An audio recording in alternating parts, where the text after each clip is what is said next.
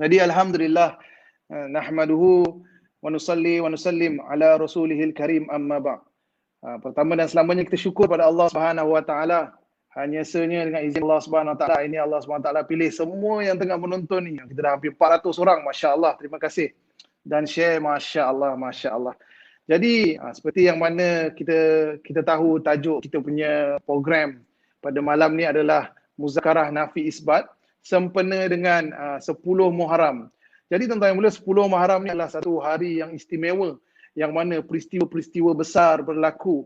Yang mana peristiwa ni selalu kita cakap lagi dan lagi, ulang lagi dan lagi, yang mana peristiwa-peristiwa Nabi-Nabi Anbiya alaihissalatu wassalam, Nabi Nuh alaihissalam, Nabi Ibrahim alaihissalam, Nabi Musa alaihissalam, yang mana mereka ni mengalami satu melihat kuasa Allah, kudrat Allah, kehebatan Allah, yang mana hari kita cakap lagi dan lagi nak menafikan apa saja makhluk atas muka bumi ini dan isbat Allah Subhanahu wa taala.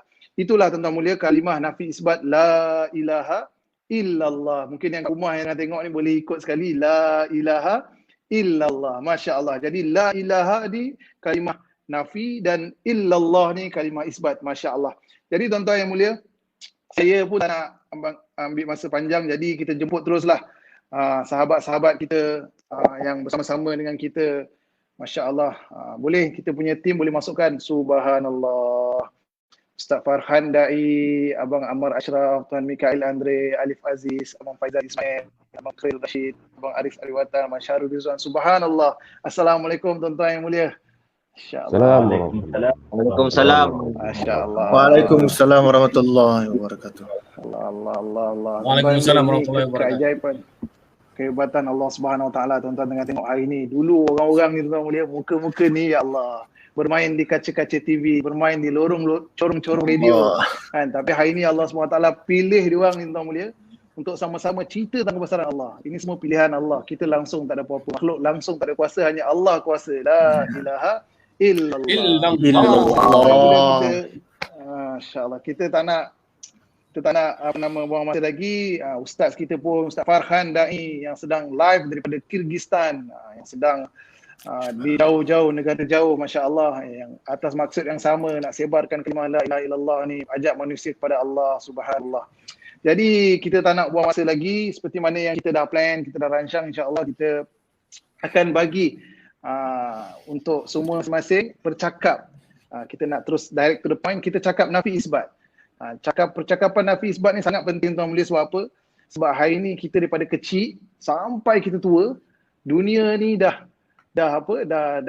doktrin kita, dunia ni dah dakwah kita supaya keyakinan kita selain daripada Allah dah datang dalam diri kita. Ulama beritahu tuan mulia, saya pernah dengar bayan daripada almarhum Kiai Zairan, dia beritahu, dia kata hari ni kereta ada tempat dia dalam garaj, tanaman ada tempat dia dalam kebun, kambing ada tempat dia dalam kandang. Tapi tuan-tuan mulia, hati kita ni tempat ni hanya untuk Allah. Tapi hari ni hati kita ni dah macam-macam, ghairullah semua dah masuk dalam hati kita. Jadi insya-Allah saya nak mulakan dengan kita ikut flow daripada atas lah. Ustaz, kita start dengan Ammar Ashraf, boleh Ustaz? Boleh insya-Allah, terbaik insya-Allah. InsyaAllah. Tuan Ammar Ashraf, sahabat kita, satu orang pelakon, insya-Allah. Tuan Ammar Ashraf, boleh sama-sama kita belajar nafi isbat, insya-Allah. InsyaAllah. La ilaha illallah. Allah Maha Kuasa, makhluk langsung tak ada kuasa, tuan-tuan. Allah Subhanahu Wa Taala yang menjadikan seluruh alam ni. Allah Subhanahu Wa Taala yang menjadikan langit. Kalau kita pandang langit tak ada kecacatan langsung pun kerana kuasa Allah Subhanahu Wa Taala. Kalau kita pandang langit sekali lagi pun kita nak cek kecacatan pun memang tak akan ada, kerana Allah Subhanahu Wa Taala yang jadikan langit tanpa ada cacat cela. Allah Subhanahu Wa Taala yang bagi kita kenyang, Allah Subhanahu Wa Taala juga yang bagi kita lapar. Makhluk memang tak akan bagi kita kenyang walaupun apa. Selain daripada Allah, itu semua makhluk. Milo tu makhluk, air Starbucks tu pun makhluk, kopi makhluk, semua makhluk. Dan diorang tak akan boleh bagi kita kenyang kecuali Allah je yang boleh bagi kita kenyang, boleh hilangkan dahaga kita. Allah SWT yang jadikan langit dan juga jadikan bumi. Bumi ni dapat tumbuh-tumbuhan kerana izin Allah. Kalau Allah kata tak izinkan, sebab macam mana pun tempat tu subur, Allah SWT kata kering kontang, rosak, gersang, gersanglah dia. Kalau Allah SWT kata gurun Sahara tu tiba-tiba naik segala-gala tanaman, tumbuhan, insya-Allah Allah dengan izin Allah memang akan naik. Kerana apa? Kerana Allah SWT yang Maha Kuasa, makhluk langsung tak ada kuasa. Cubalah buat macam mana pun, semua benda dalam dunia ni, kereta dibuat kerana kelemahan kita. Allah SWT tak perlukan kereta pun untuk bergerak. Sampai apa pun Allah SWT boleh sampai kepada kita. Allah SWT tak perlukan kapal terbang untuk terbang, tak perlu. Kita buat kapal terbang tu kerana apa? Kerana kelemahan kita. Allah SWT tak perlu kan apa benda pun, jenis kenderaan untuk travel, kerana Allah SWT boleh pergi ke mana-mana dengan kuasa dia. Dan kita memang hanya berhajat pada Allah SWT. Dan Allah SWT tak pernah berhajat pun kata kita. La ilaha illallah. InsyaAllah sambung. Masya Allah, Masya Allah. Teruskan dengan Tuan Mikael Andre. Masya Allah. InsyaAllah. Bismillahirrahmanirrahim. Allahumma salli ala Sayyidina Muhammad wa ala Sayyidina Muhammad. Benar kata Amar saudara Tuan Amar Ashraf tadi, Allah Subhanahu Wa Taala adalah segala-galanya. Macam kalau kita tengok sekarang ni dalam keadaan kita sedang diuji, Allah sedang uji hamba-hamba dia. Allah turunkan segala bencana, segala wabak, segala penyakit, tapi sebenarnya kita masih lagi tanam sifat kita percaya pada makhluk. Itu sebenarnya salah. Sebenarnya yang kita patut tanam kalimah la ilaha illallah. Allah yang bagi segala-galanya, Allah yang bagi penyakit, Allah juga yang bagi penawar. Sebab kadang-kadang kita tengok manusia ni hati dia, orang kata rapuh lah. Kita kadang-kadang sikit-sikit je kita percaya pada makhluk. Macam kita sakit, sikit-sikit je kita cari ubat. Kita yakin ubat itu sebenarnya kita yakin Allah yang bagi, Allah yang pasti dan pasti akan menyembuhkan penyakit. Tanam dalam hati, insya-Allah Allah yang bagi segala ubat, Allah yang bagi segala penawar, Allah juga yang boleh turunkan segala penyakit. Dalam keadaan kita dilanda segala masalah, dilanda segala penyakit, Allah juga uji hamba-hamba dia dengan kerja yang tak ada segalanya, dibuang kerja, tapi kita masih yakin dengan makhluk. Kita yakin yang makhluk yang bagi kita hilang kerja. Sebenarnya tidak, sebenarnya Allah Subhanahu Wa Taala, Allah yang segala-galanya, Allah yang bagi kita kerja, Allah juga yang bagi kita kenyang. Allah ciptakan awan, Allah ciptakan matahari, Allah Subhanahu Wa Taala ciptakan hujan. Yang penting insya-Allah kita kena tanam dalam sifat diri kita, hidupkan nafi isbat, yakin pada Allah, antaranya adalah kalimah la ilaha illallah, insya-Allah. Benar ya Allah, insya-Allah, masya-Allah. Kemudian kita teruskan dengan Abang Khairil Rashid, insya-Allah.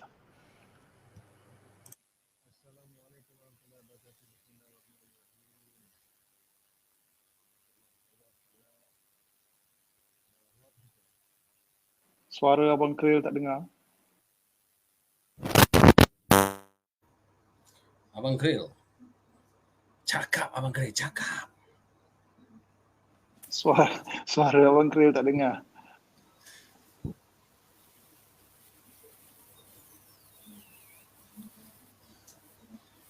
Masih tak dengar Abang, masya-Allah. Masya-Allah. Ya Allah punya kuasa. Ayah. Kita tak dapat bagi dengar, Masih Allah tak yang bagi dengar, dengar Abang. sebenarnya.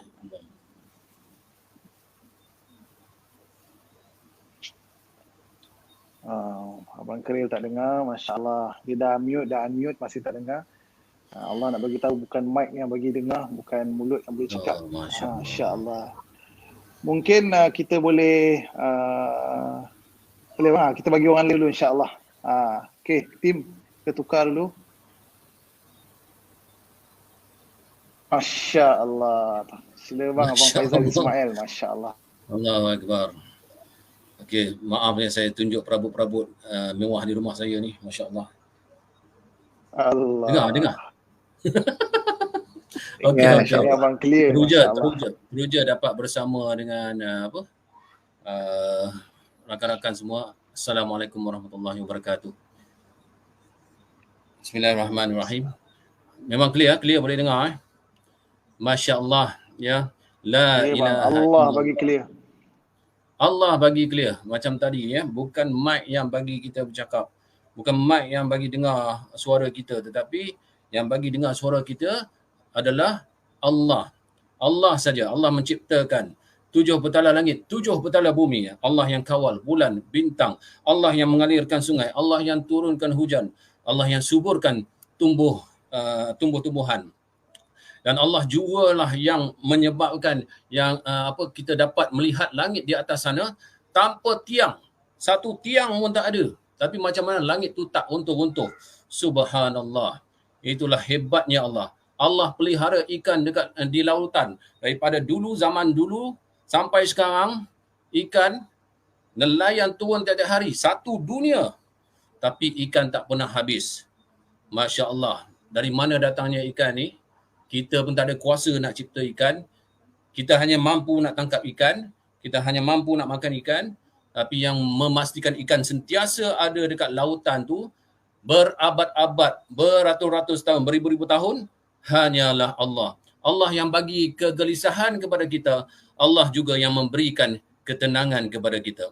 Allah yang memberikan penyakit, yang menurunkan wabak kepada manusia. Tetapi Allah juga yang mampu mengangkat. Kita boleh berikhtiar. Tetapi kalau Allah tak izinkan, dengan apa saja ikhtiar sekalipun, kalau Allah tak izinkan penyakit ini diangkat, maka penyakit ini akan sentiasa berada bersama dengan kita. Jadi Allah segala-galanya. Allah buat dengan asbab. Allah buat tanpa asbab.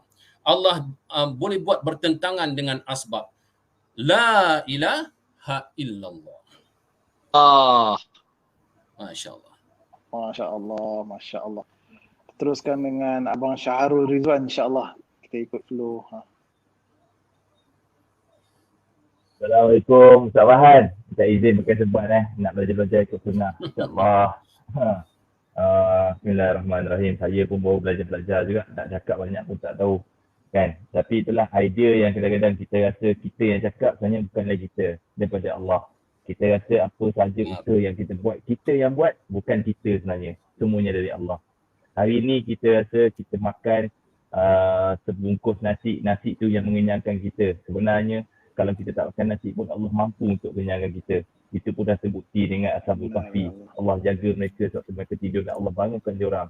Jadi tidur yang kita rasa tidur tu boleh buatkan kita rasa selesa sebenarnya. Kalau tak tidur pun kalau Allah cakap kita selesa, kita boleh bekerja, Allah boleh buat. Allah yang ciptakan langit dan bumi. Allah yang ciptakan siang dan malam. Allah yang menggantikan malam menjadi siang. Seandainya Allah nak adakan dalam satu dunia ni, satu hari siang, Allah boleh buat. Dan Allah nak menjadikan siang tu perkara biasa bagi kita, Allah boleh buat tanpa kita rasa ralat pun. Masya Allah. La ilaha illallah. Allah juga yang menjadikan masalah. Hari ni kita selalu fikir masalah datang daripada orang. Kita terus minta masalah tu selesai daripada orang. Sepatutnya masalah tu datang daripada Allah. Allah juga yang akan menyelesaikan masalah. Kita sepatutnya minta dengan Allah dulu untuk selesaikan masalah, baru kita pergi pada orang tu. Dan hari ni juga kita rasa ubat yang boleh menyembuhkan segala penyakit. Sebenarnya ubat tu adalah ikhtiar saja. Tak ada ubat pun Allah boleh sihatkan kita. Tapi kita kena ambil asbab. Tapi jangan yakin dengan asbab. Tolak asbab satu, kejahilan. La ilaha illallah. Masya Allah. Masya Allah, benar ya Allah. Silakan Abang Tuan Aris Ariwatan Haji, Masya Allah. Bismillahirrahmanirrahim. Boleh dengar semua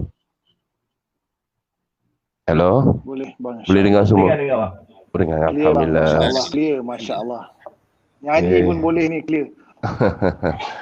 Okay, Alhamdulillah Rabbil Alamin. Wassalatu wassalamu ala asyrafil anbiya'i wal mursalin wa ala alihi wa sahbihi wa barik wasallam. Assalamualaikum warahmatullahi wabarakatuh. Waalaikumsalam. Masya Allah, semuanya da'i-da'i yang hebat, para tabligh yang hebat, para penyampai yang hebat, Alhamdulillah, menekankan ayat-ayat memujuk melebihi menyampai. Memujuk itu pendekatan yang digunakan oleh Rasulullah SAW. Sekadar memujuk dan menyampai dan bukan mengarah ataupun menunjukkan arah ataupun menunjukkan kelebihan ilmu. Wallahu alam. Allahu akbar, la ilaha illallah. Tiada Tuhan nafi senafi-nafinya melainkan Allah, hanya satu yang esa. Pemilik segala hati-hati manusia. Yang keras boleh dilembutkan, yang lembut boleh dikeraskan. Yang awalnya lembut dan akhirnya keras, dan yang awalnya keras dan akhirnya dilembutkan. Masya Allah, pemilik segala hati. Ya Allah, kami doa ya Allah, kami doa ya Allah, kami doa Kau bimbing hati kami supaya sentiasa lembut menerima hidayah-Mu, sebab kami jahil, kami alpa, kami lemah dalam menghadapi hari-hari yang sakit baki masih ada ni, yang penuh dengan fitnah, yang penuh dengan kejahilan, yang penuh dengan ujian dan segala adanya. Ya Allah, jangan Kau bolak-balikkan hati kami. Ya Allah, pemilik hati, ya Allah, pemilik hati kami, ya Allah, Kau jagalah hati kami, ya Allah. Masya Allah, la ilaha illallah. Sekadar itu yang saya mampu. Saya pun masih terlalu baru lagi untuk menyampai, sebab saya masih lagi duduk di kerusi mendengar. Wallahu alam. Allah Akbar. Allahu Akbar. Hebat Allah. Masya Allah. Kita teruskan dengan Abang Alif Aziz, insya-Allah. Assalamualaikum warahmatullahi wabarakatuh. Waalaikumsalam. Sabar Ustaz macam tadi yang Syarul kata, minta maaf pakai serban ni. InsyaAllah nak belajar ikut sunnah, insyaAllah. Okay, Bismillahirrahmanirrahim. Alhamdulillahirrabbilalamin. Allahumma salli ala Sayyidina Muhammad wa ala alihi wa sahbihi wasallam. Saya pun macam Abang Syarul juga, kita baru-baru belajar. InsyaAllah saya nak cakap banyak-banyak, saya tak reti. Tapi insyaAllah kita belajar-belajar. Okay, jadi la ilaha illallah. Allah adalah Rabb kita. Allah adalah Khaliq, dialah pencipta. Dan selain daripada Allah, semuanya adalah makhluk yang dicipta. Jadi macam tadi kita dengan sahabat-sahabat yang kongsi, apabila kita makan, bukan makanan tu yang buat kita kenyang. Sebab kalau makanan boleh buat kita kenyang, ada orang yang mungkin ada, Masya Allah, penyakit perut, usus ke apa, makan-makan tak kenyang-kenyang. Allah yang bagi kenyang. Dan air, bukan air yang kita minum tu yang menghilangkan dahaga. Sebab ada orang yang mungkin ada penyakit, bila minum air bergiling-giling tak hilang dahaga. Allah yang hilangkan dahaga tu. Apabila kita rasa rumah yang besar ataupun tilam yang selesa boleh buat kita tidur lena, ada orang yang ada rumah besar pun tak tidur lena. Allah yang bagi kita lena. InsyaAllah. Allahu Akbar. Tengah fikir-fikir, insyaAllah. Okay, setiap perkara yang terjadi, Allah boleh buat dengan asbab pun boleh. Allah nak buat sesuatu perkara yang tanpa asbab pun boleh, bertentangan dengan asbab pun boleh. Benda yang tak ikut logik makhluk pun Allah boleh buat, sebab Allah lah pencipta. Allah cipta 7 petala langit dan 7 petala bumi. Allah ciptakan cakrawala ni semua. Allah ciptakan dahan-dahan gunung ganang. Allah yang pacakkan, Allah yang memuliakan, Allah yang menghina. Kadang-kadang kita rasa bila kita tak ada duit, sebab kerja ataupun sebab job, sebenarnya orang yang memberikan job tu pun Allah yang bagi rezeki. Kita punya rezeki pun Allah yang tentukan, insya-Allah ta'ala. Jadi sebenarnya banyak lagi. Kita sebenarnya kalau fikir nak cerita-cerita kebesaran Allah ni nampak macam mudah, tuan-tuan. Tapi sebenarnya bila dah kita nak cakap tu, kadang-kadang kita perlu menghayati dan betul-betul latih diri, macam saya tengah latih diri sekarang untuk tengok setiap perkara kerana kebesaran Allah. Dan bila kita latih, insya-Allah setiap perkara yang kita nampak, hatta satu cawan air ataupun bila kita tengok luar tingkap kita, Masya-Allah, kita akan nampak Allah dulu, sebab memang itulah haknya. Selain daripada Allah, semuanya adalah makhluk yang tidak mempunyai kuasa. Jadi kita belajar-belajar untuk sentiasa ingat yang Allah tu maha kuasa dan makhluk tak ada kuasa. La ilaha illallah. Insya-Allah. Masya-Allah. Illallah, Masya-Allah. Abang Kril, DJ Kril dah okey ke? Mic? Abang Kril? Masih tak okey lagi. Belum lagi tu dia. Masya-Allah. Tak dengar lagi. Belum lagi tak dengar lagi, Masya-Allah. Jadi insya-Allah Ustaz, alhamdulillah semua dah kongsi, Masya-Allah, semua dah belajar cakap kebesaran Allah. Jadi Ustaz boleh bagi nasihat untuk first round ni sikit, macam mana kita nak amalkan nafi isbat ni di rumah kita, macam mana yang sahabat-sahabat kita dah kongsi tadi. Okey, baik. Bismillahirrahmanirrahim. Assalamualaikum warahmatullahi wabarakatuh. Alhamdulillahilladzi wa kafa wa salamun ala ibadihilladzina istafa, amma ba'. Alhamdulillah tuan-tuan, puan-puan, ayah-ayah, ibu-ibu dan sidang pendengar yang dirahmati lagi dikasihi Allah. Juga abang-abang yang saya hormati lagi dikasihi Allah Subhanahu wa taala. Pertama, kita syukurlah banyak kepada Allah. Allah beri taufik pada kita untuk berkumpul walaupun dalam media yang berbeza. Baik, nafi isbat ni sebenarnya satu perkara yang kita belajar untuk mengosongkan hati kita daripada makhluk dan nak masukkan kebesaran Allah. Sebagaimana yang selalu kita bacakan dalam zikir munajat kita kan. Ma fi qalbi hasbi rabbi jallallah. Ma fi qalbi ghairullah. Cukuplah Allah untuk aku. Dalam hati aku tidak ada selain daripada Allah. Maka nafi isbat ni kita usaha supaya percakapan kita selari dengan hati kita. Bila kita cakap kebesaran Allah, kehebatan Allah Subhanahu Wa Taala, keagungan Allah Subhanahu Wa Taala dengan menggunakan 4 panca indera kita, mata lihat kebesaran Allah, telinga dengar kebesaran Allah, akal fikir kebesaran Allah, mulut cakap kebesaran Allah, maka daripada 4 sedaran tadi akan mengalir ke hati dan hati kita ada kebesaran Allah Subhanahu Wa Taala. Bila dalam hati kita ada ta'zim, membesarkan Allah Subhanahu Wa Taala, maka bila kita dengar nama Allah disebut, kita akan bergetar hati kita. Akan rasa getar. Innamal mu'minuna alladziina idza dzukirallahu wajilat qulubuhum. Orang mukmin tu bila sebut nama Allah bergetar hati dia. Hari ni kita dengar azan kita rasa biasa tak bergetar. Sebab apa? Dalam hati kita tak ada kebesaran Allah Subhanahu Wa Taala. Satu orang budak dia pergi sekolah. Baik, budak baru pendaftaran tadika contoh. Semua bapak budak lepas hantar anak dia balik. Tapi satu orang budak ni bapak dia tak balik. Budak-budak lain semua takut. Takut cikgu garang, takut macam-macam lah dekat sekolah. Tapi budak yang bapak dia tak balik tu relax je. Kawan-kawan dia tanya, kenapa kau tak takut? Kami semua takut. Dia kata sebab bapak aku bersama dengan aku. Sebab dia kenal bapak dia siapa. Bapak dia mungkin juara taekwondo, judo, dia tahu bapak dia siapa. Jadi kalau apa-apa berlaku, bapak dia akan bantu dia. Hari ni kita tak merasakan Allah Subhanahu Wa Taala bersama kita. Kita tak rasa Allah Subhanahu Wa Taala Rabb kita yang maha hebat. Sebab itu hari ni kita rasa takut dengan makhluk, kita rasa takut selain daripada Allah Subhanahu Wa Taala. Maka dengan muzakarah nafi isbat ni kita belajar cakap kebesaran Allah. Allah SWT yang maha hebat, yang maha mencipta, yang maha menguasai, yang maha memelihara. Allah Subhanahu Wa Taala yang maha berkuasa cipta langit tanpa tiang. Allah Subhanahu Wa Taala yang memberi kehidupan, kematian, kesihatan, kesakitan, semua daripada Allah Subhanahu Wa Taala. Ini kita perlu bicarakan setiap hari dengan kawan-kawan kita. Bila masa terluang 2-3 minit kita cakap. Kita cakap dan seorang lagi dengar. Seorang lagi cakap dan kita dengar. Ini percakapan ini bukan percakapan yang baru dibuat. Bukanlah perkara bid'ah. Tapi dibuat oleh sahabat Nabi SAW di mana di Masjid Nabawi. Antaranya amalan sahabat Nabi Abdullah bin Rawaha radhiyallahu ta'ala anhu. Abdullah bin Rawaha ni selepas mayam dia akan panggil kawan dia, marilah kita beriman seketika, dia kata. Beriman seketika ni maksudnya buat muzakarah nafi isbat. Cakap kebesaran Allah, kehebatan Allah. Cakap tentang 3 perkara. Apa dia? Iaitu tentang iman, tentang akidah, iman. Kemudian tentang risalah. Kemudian bicara tentang akhirat. Tentang iman, imaniat, risalat dan juga akhirat. Iman tentang apa? Tentang kebesaran Allah Subhanahu Wa Taala. Allah berkata dalam Quran, "Afala yanzuruna ilal ibili kaifa khuliqat." Apakah kau tak tengok bagaimana aku ciptakan unta? Tuan-tuan tengok unta, Allah Taala cipta. Ulama beritahu unta ni 2 bulan kalau dia tak makan, dia boleh sabar. Kita hari ni bukan kata tak makan, menu tak kena pun kita marah. Allah suruh kita tengok unta. Wa ilas sama'i kaifa rufi'at. Tengoklah bagaimana Allah ciptakan langit. Binudil ibad, tak ada tiang, masya-Allah. Walal jibali kaifa nusibat. Tengoklah macam aku ciptakan gunung, kata Allah. Walal ardi kaifa sutihat. Bagaimana aku hamparkan bumi ni. Fazakir, kata Allah. Berilah peringatan. Innama anta muzakkir, kerana kamu dihantar untuk jadi orang memberi peringatan. Cerita tentang kehebatan Allah. Baik. Pun begitu, dalam kita bicarakan tentang kebesaran Allah ini, kita perlu juga mempelajari akidah yang sahih. Kenapa? Kalau tak nanti kita takut kita lari daripada akidah Ahlussunnah wal Jamaah.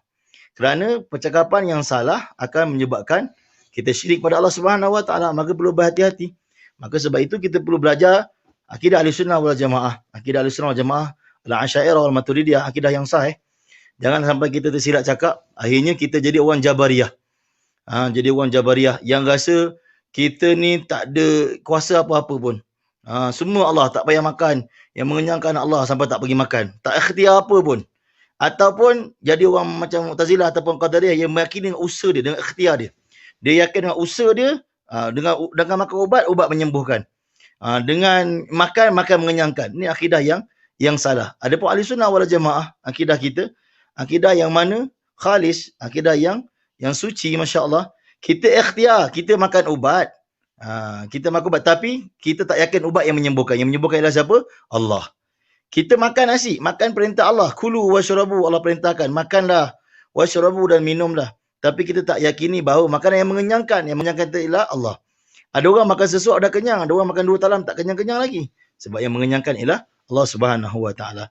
Begitu juga akidah kita kena khalis. Jangan sampai kita meyakini Allah berjisim. Ini akidah mujassimah ataupun musyabbihah.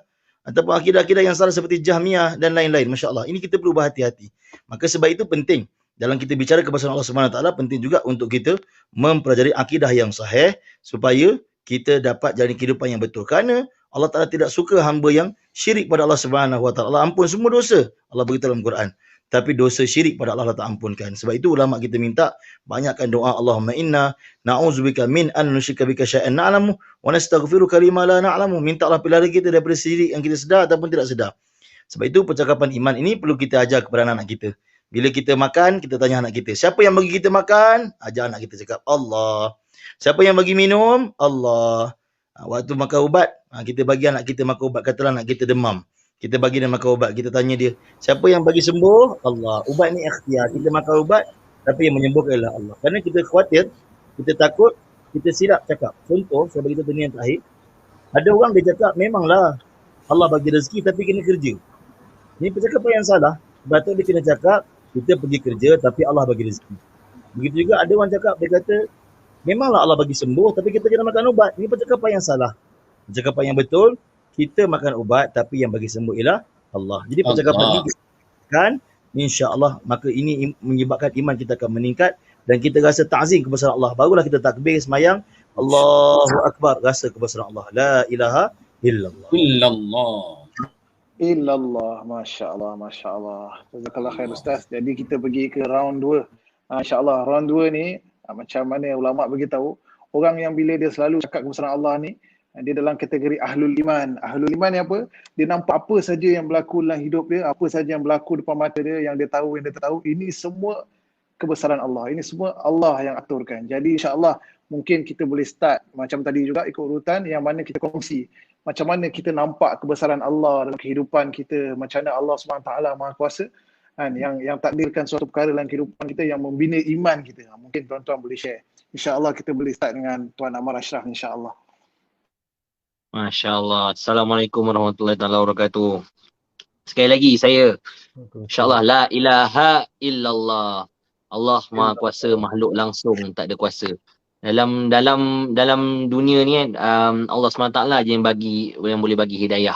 Kita usaha macam mana pun, kita usahakan orang tu macam mana pun, kita cakap dengan orang tu macam mana pun, mengajaknya kepada kebaikan dan cuba mencegah pada kemungkaran. Kalau Allah SWT tak izinkan, tetap tak boleh izinkan. Nabi-Nabi pun tak boleh nak bagi hidayah pada bapa, kepada bapa saudara, kepada isteri, kepada anak-anak. Apatah lagi kita, la ilaha illallah. Allah SWT juga yang menjadikan saya ke jalan ni, Masya Allah. Asbab kerana Allah SWT pilihlah saya dan tuan-tuan semua ada dekat sini. Allah SWT boleh letak je saya ni sekarang kat mana-mana. Allah SWT boleh letak saya tengah duduk kat padang bola ke, tengah main bola ke, duduk dekat kedai game ke, atau Allah SWT boleh letak saya tengah duduk tengah minum arak ke apa ke, tapi Allah SWT letak saya kat sini untuk bercakap tentang kebesaran Allah SWT sendiri dengan tuan-tuan sekalian. Masya Allah. Allah SWT tak perlu nak uji saya ni untuk tahu iman saya macam mana. Allah SWT maha mengetahui. Allah SWT uji kita ni tuan-tuan, insyaAllah, kerana Allah SWT nak bagi tahu kita yang iman kita setakat itu sahaja. Kalau kita tak sabar dengan ujian Allah SWT, maksudnya itu je lah tahap iman kita. Kalau kita sabar dengan ujian Allah SWT, Allah SWT nak beritahu lah, tahap iman kita dah meningkat. Macam itulah. Dalam dunia ni semua kita selalu tidak memikirkan yang Allah SWT ni yang bagi keizinan untuk kita dapat suatu benda, untuk kita dapat rezeki. Kita tak pernah fikirkan yang Allah SWT, kita selalu tidak fikirkan yang Allah SWT yang jadikan kita. Kita selalu fikirkan yang Allah SWT tu yang jadikan telefon, Allah SWT yang jadikan kereta. Kita semua fikir ini semua ciptaan manusia. Sedangkan semua ilham itu tuan-tuan datang daripada Allah SWT. Kalau Allah SWT tak bagi ilham, tak akan ada kereta, tak akan ada ubat, tak akan ada motor, tak akan ada semua benda. Kita terlalu bergantung kepada makhluk sampaikan kita lupa yang Maha Pencipta kita, Ya Rabb kita lah yang buat semua benda atas keizinan dia. La ilaha illallah.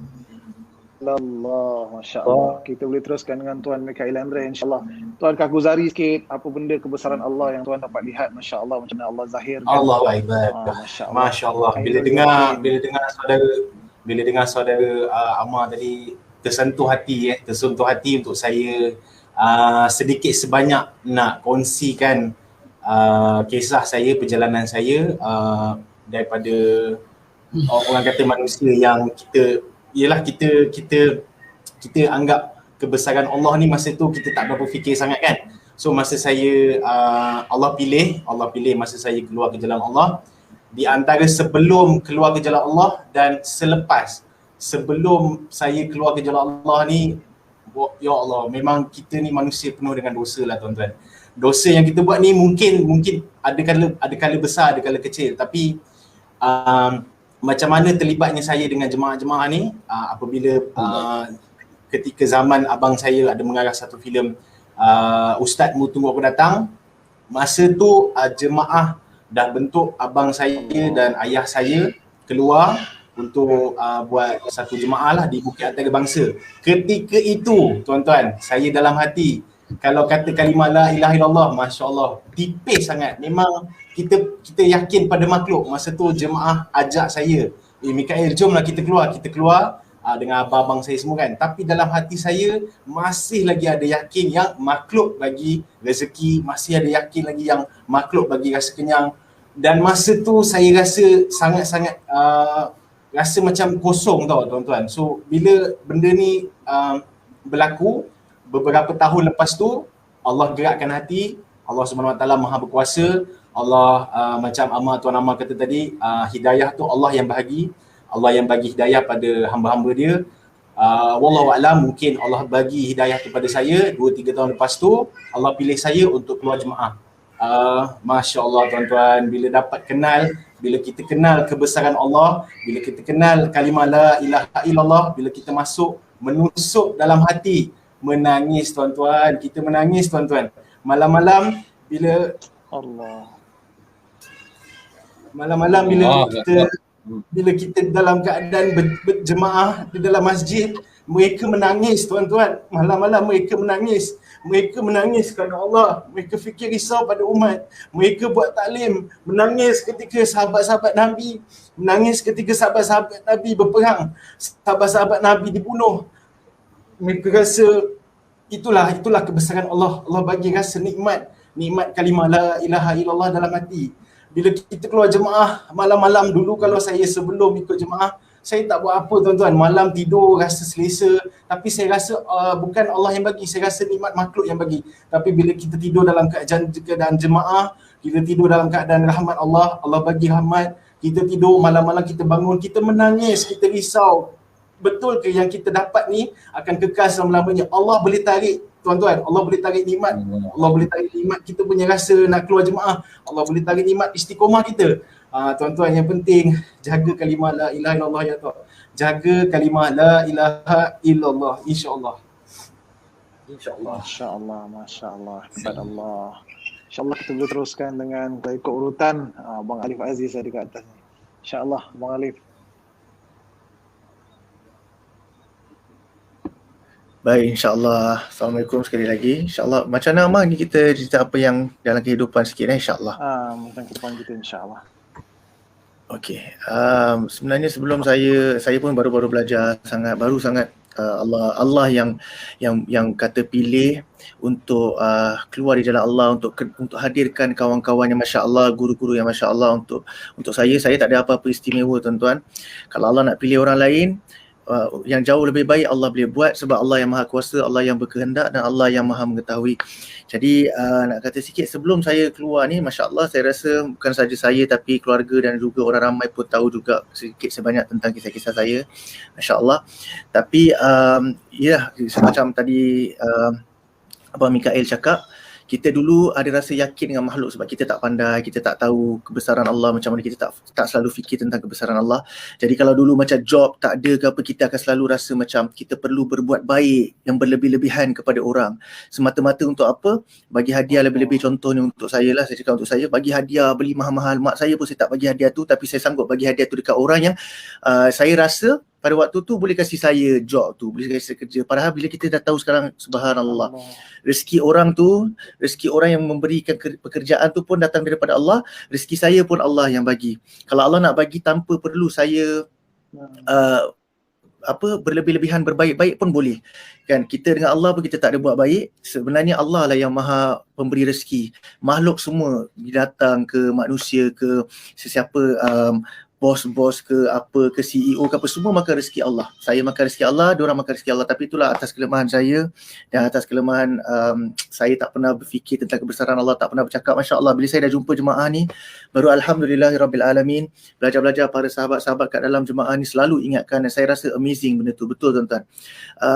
Saya tak boleh nak explain macam mana sebab hanya yang lidah yang merasa dapat merasakan. Mana mungkin telinga yang mendengar dapat merasa apa yang dirasakan oleh lidah. Tapi Masya Allah, pada malam ni saya macam tadi ada sahabat kita kata Allah yang pilih. Allah boleh pilih saya untuk tetap bergelumang dalam dosa-dosa, mengikut hawa nafsu. Tapi Alhamdulillah Allah pilih saya untuk bersama-sama dengan sahabat-sahabat dan guru Ustaz Han, Masya Allah, dengan semua tuan-tuan dan puan-puan yang mulia, untuk cakap kebesaran Allah, untuk kita latih diri untuk supaya at the end of the day, setiap perkara yang kita tengok, bila kita flashback kepada kehidupan lama kita, kita tetap rasa, ya Allah, semuanya kuasa Kau ya Allah. Aku ni tak ada apa-apa, aku tak pandai. Saya tak pandai tuan-tuan, saya baru-baru belajar.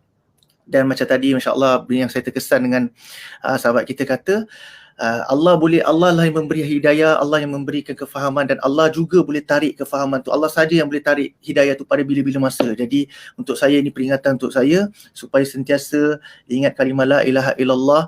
Jangan pernah berasa diri dah pandai, jangan pernah berasa diri dah baik, sebab pada bila-bila masa saja Allah boleh tarik. Subhanallah, la ilaha illallah. InsyaAllah. Illallah, Masya Allah. Kita bagi peluang kat Bang Kril. Dah okey ke Bang Kril? InsyaAllah. Masya Allah. Assalamualaikum semua. Apa khabar? Waalaikumsalam. Waalaikumsalam. Masya Allah. Alhamdulillah dapat juga dengar suara. Masya Allah. Akhirnya. Allahumma salli ala sayyidina Muhammad. Masya Allah. Alhamdulillah. Semuanya Allah tentukan hari ini saya nak jumpa secara maya dengan tuan-tuan, dengan Ustaz Han. Yang Ustaz Han berada beribu-ribu batu kat Kyrgyzstan kat sana. Beribu-ribu kilometer. Okey. Kita naik kau terbang nak jumpa bersemuka dengan Ustaz Han, tetapi kuasa Allah kita dapat berjumpa hari ini di depan mata saya. Ustaz Han, sahabat-sahabat Ammar Sufi, Ammar Ashraf, Mikael, Aris Ariwatan, Abang Aris, Allah, Sarul, Faizal, Alif Aziz, Masya Allah. Ini semua kuasa Allah, Kalau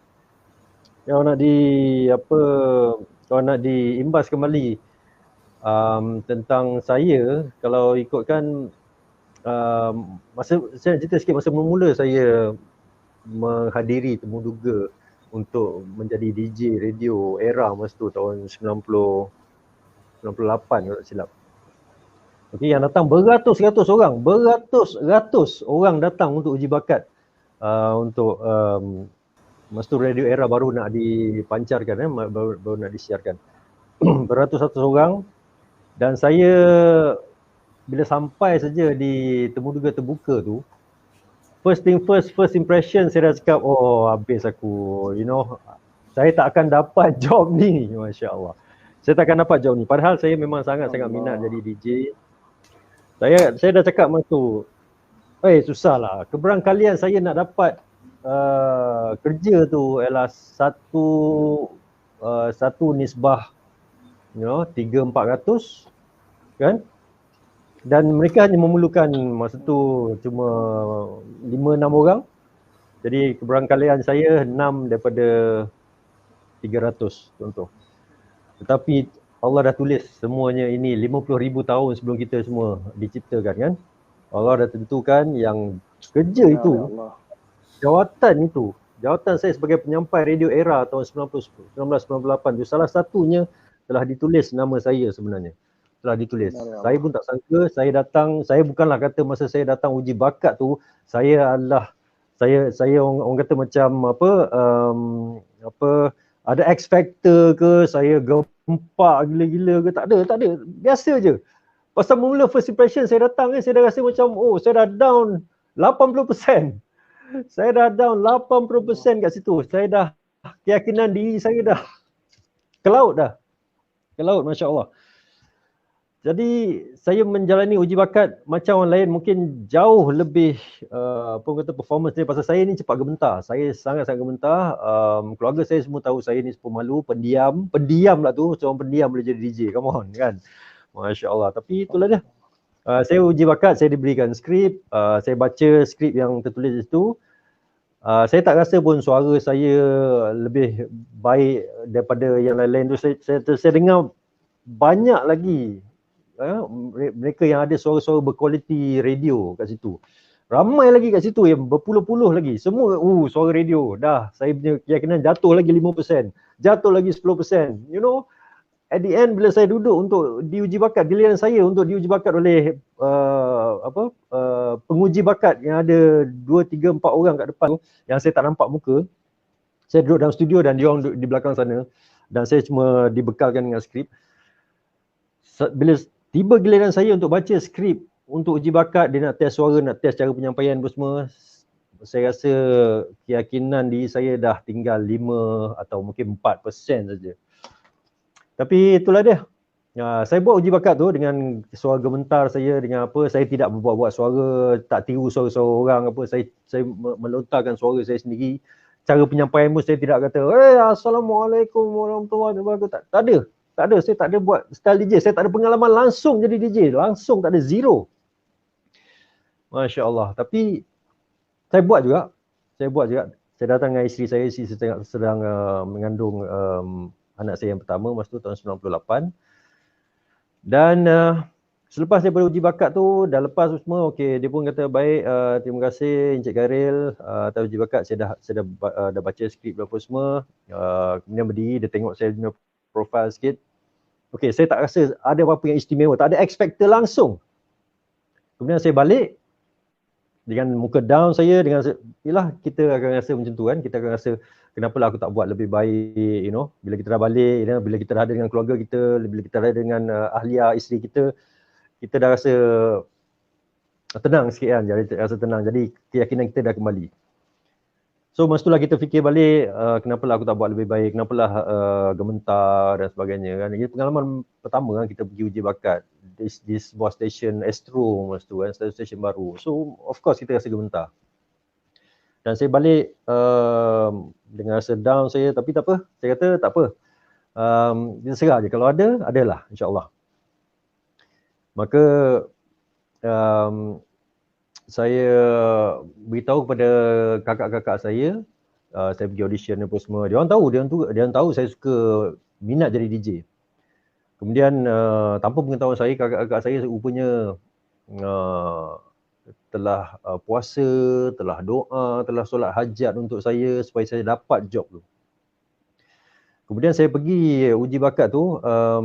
Ini saya nak ceritakan betapa Allah sebenarnya telah pilih saya, bukan atas kepandaian bakat yang saya ada, tak.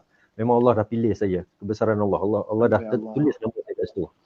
So bila saya balik, saya pergi audition, kalau tak silap saya bulan Februari tahun 98. Bulan Februari. Dan saya tunggu, Masya Allah. Okay, bulan 3 tak ada panggilan. Bulan 4 saya masih lagi menunggu, tak ada panggilan, saya dah resah. Saya cuba telefon bahagian Astro dan dia kata belum ada apa-apa jawapan, belum ada apa-apa keputusan lagi daripada dia orang. Saya tunggu lagi. Masuk minggu yang seterusnya, bulan yang kedua, bulan yang ketiga, bulan 4 tak ada panggilan, bulan 5 tak ada panggilan, bulan 6 tak ada panggilan. Saya cakap, yalah, orang kalau pergi interview kan, orang pergi interview at least paling lama pun 2 minggu. Syarikat yang kita pergi temuduga tu dia akan call balik. Dia akan cakap, baik Cik Gairil, dia kan sama ada cakap berita baik atau berita yang tidak baik. Sama ada dapat atau tak, itu je kan. Dah masa 2 minggu je. Tapi saya dah tunggu bukan 2 minggu, 2 bulan, malah lebih daripada tu. 3 bulan, 4 bulan. Bulan 5 tak ada panggilan, bulan 6 tak ada panggilan, bulan 7 tak ada panggilan. Saya punya down masa tu sampai saya dah tak ada mood nak kerja. Masa tu saya bekerja di sebuah kilang di Shah Alam. Saya tak ada mood nak kerja, saya berhenti kerja. Masa tu saya berhenti kerja.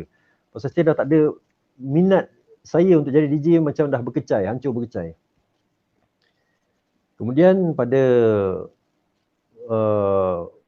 satu hari di bulan Ogos 98, saya dapat panggilan.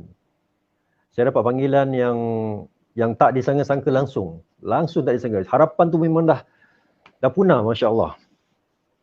So bulan 8 tu saya dapat satu panggilan daripada bekas bos saya, Kusia Kaha. Masa tu mungkin ramai yang pernah dengar nama tu. Kusia Kaha telefon saya, dia kata, Encik Garil, Alhamdulillah, Encik Garil telah diterima sebagai penyampai radio kami. Masya Allah, saya menangis masa tu. Saya menangis sekejap. Harapan saya dah zero dah. Encik Garil diminta untuk lapor diri pada 1 hari bulan September tahun 1998. Ya Allah, saya cakap, itulah keberangkalian saya cakap tadi, inilah 3 atau 4, nisbah 3 daripada 300 atau 400. Tapi itulah seperti yang saya sebut sekali lagi, saya ulang sekali lagi, semuanya dah ditulis. Kalau Allah nak memberikan kita, kalau rezeki itu dah ditentukan oleh Allah untuk kita, datanglah 1,000 orang, 10,000 orang, 100,000 orang sekalipun nak menghalang rezeki itu, takkan berjaya. Sebab Allah dah tentukan. Ya Ustaz, mungkin Ustaz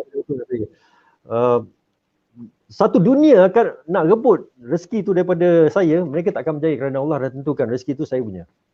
Tapi bila Allah dah tentukan bahawa suatu benda tu, rezeki tu bukan saya punya, maka saya usahalah macam mana sekalipun, saya panjat gunung Everest sekalipun, saya terjun daripada kapal terbang untuk dapatkan benda tu pun, untuk menunjukkan pada, nak bersungguh-sungguh nak dapatkan, maka saya tidak akan dapat. Kalau Allah kata itu bukan rezeki saya. Malah kalau rezeki tu, kuih tu yang kita dah makan, kalau Allah kata itu bukan rezeki kita, maka kuih tu akan jatuh ke bawah tanpa kita dapat merasa sikit pun. Mungkin kita dapat rasa sikit je, tapi itulah apa yang saya nak cakap. Allah Maha Besar, Allah dah tentukan rezeki kita di mana-mana. Allah sebaik-baik pemberi tempat, maka Allah telah menempatkan saya sebagai salah seorang daripada penyampai radio era permulaan atau perintis tahun 1998 tu. Jadi itulah besarnya Allah, baiknya Allah pada saya, dan Alhamdulillah, 17 tahun saya berkhidmat sebagai penyampai radio daripada era ke Sinar FM, dan saya amat bersyukur Allah tempatkan saya di Astro sampai saya bersara tahun 2015. Alhamdulillah. Maka itulah, minta maaf lah cerita panjang sikit, Masya-Allah. Astagfirullahaladzim. Masya-Allah. Itulah dia. Allahu Akbar. Pada waktu tu dah nampak kebesaran Allah. Saya tanya sikit, pada waktu dah nampak kebesaran Allah ke sekarang baru faham itu kebesaran Allah, bang? Boleh kongsi sikit, last sikit, point last.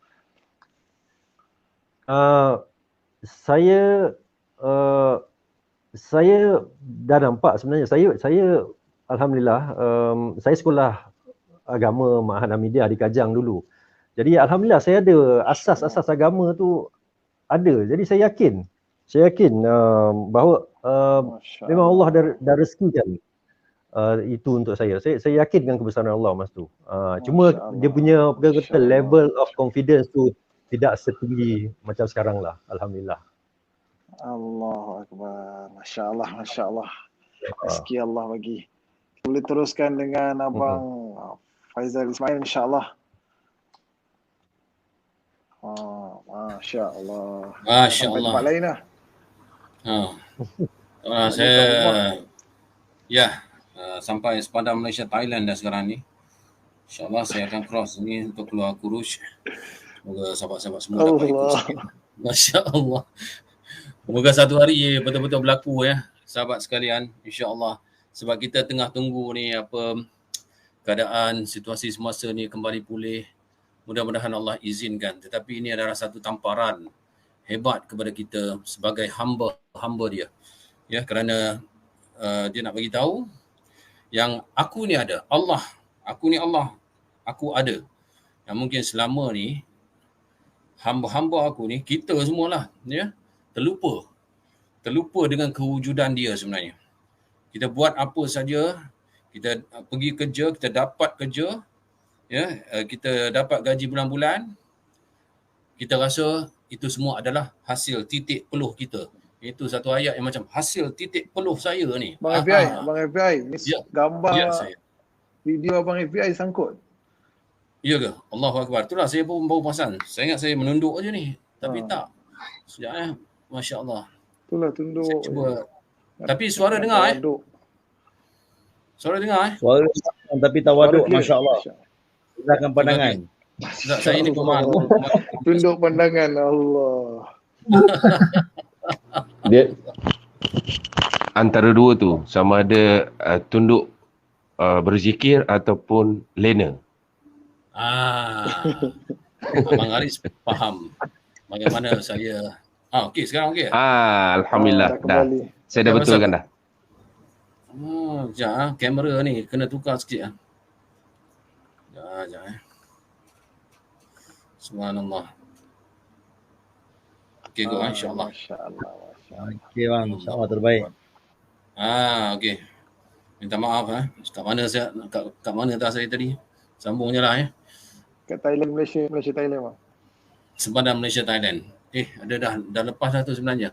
Okey, sebenarnya Allah nak tunjukkan apa yang berlaku dekat kita sekarang ni, tak dapat nak keluar,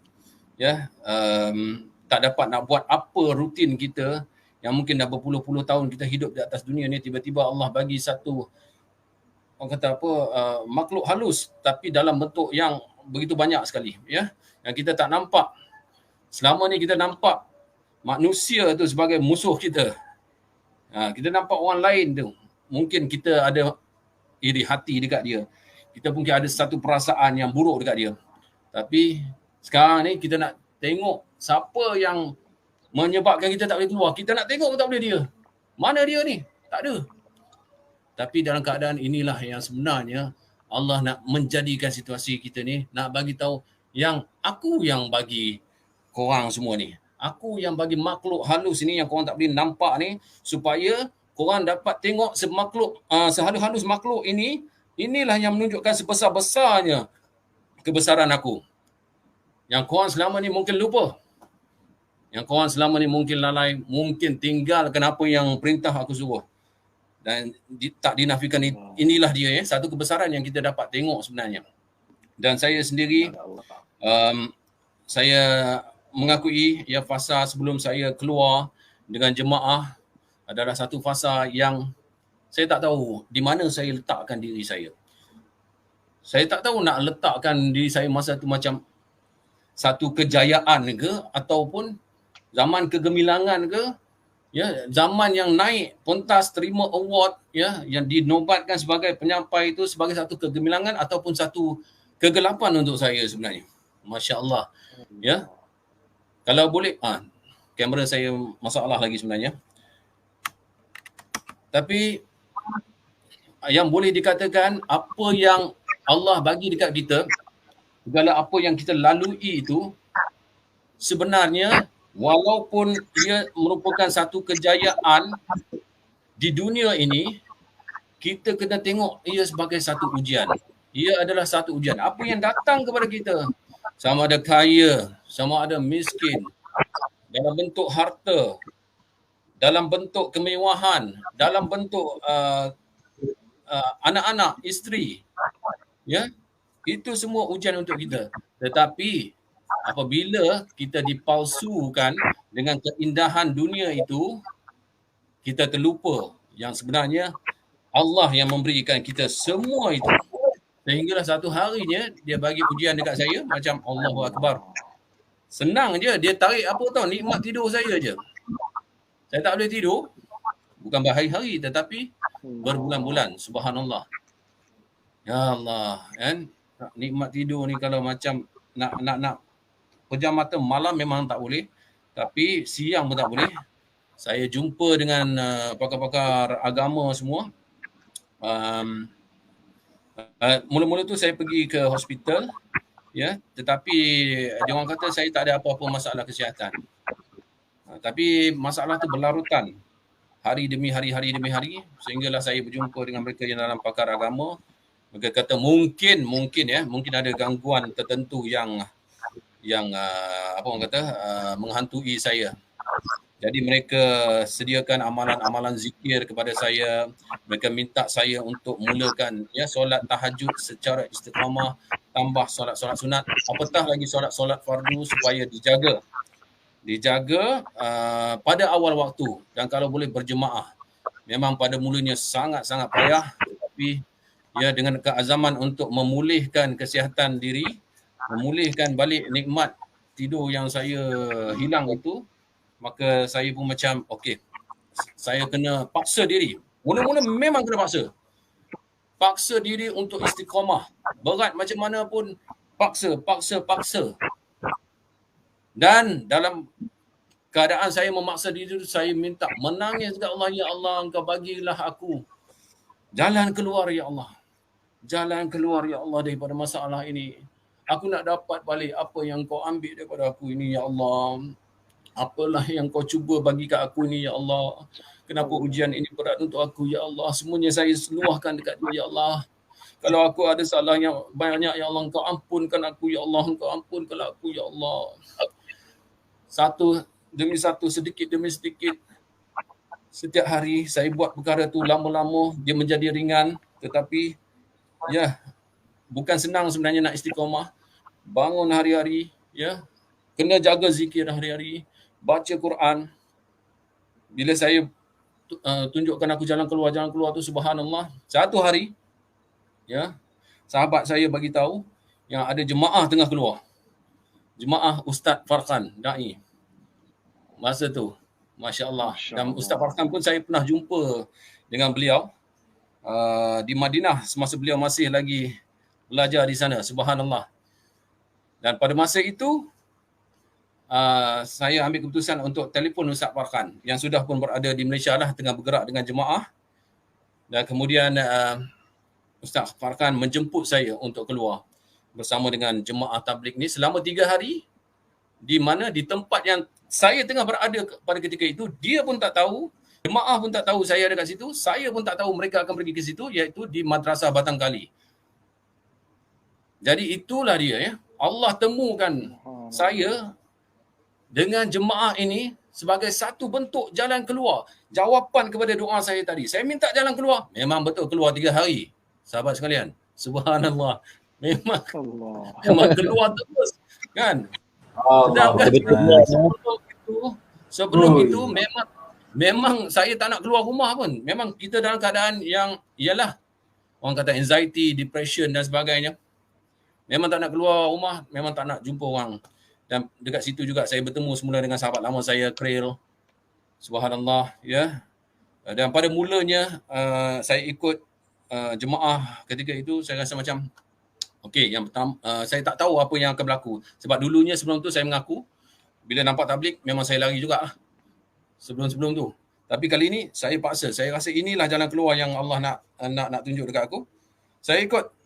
Hari pertama macam okey, saya tengah ikut rentak mereka. Tapi bila dah start daripada tahajud hari yang kedua tu, subhanallah, ya Allah. Kan, satu perasaan yang saya tak pernah rasa sebelum ni.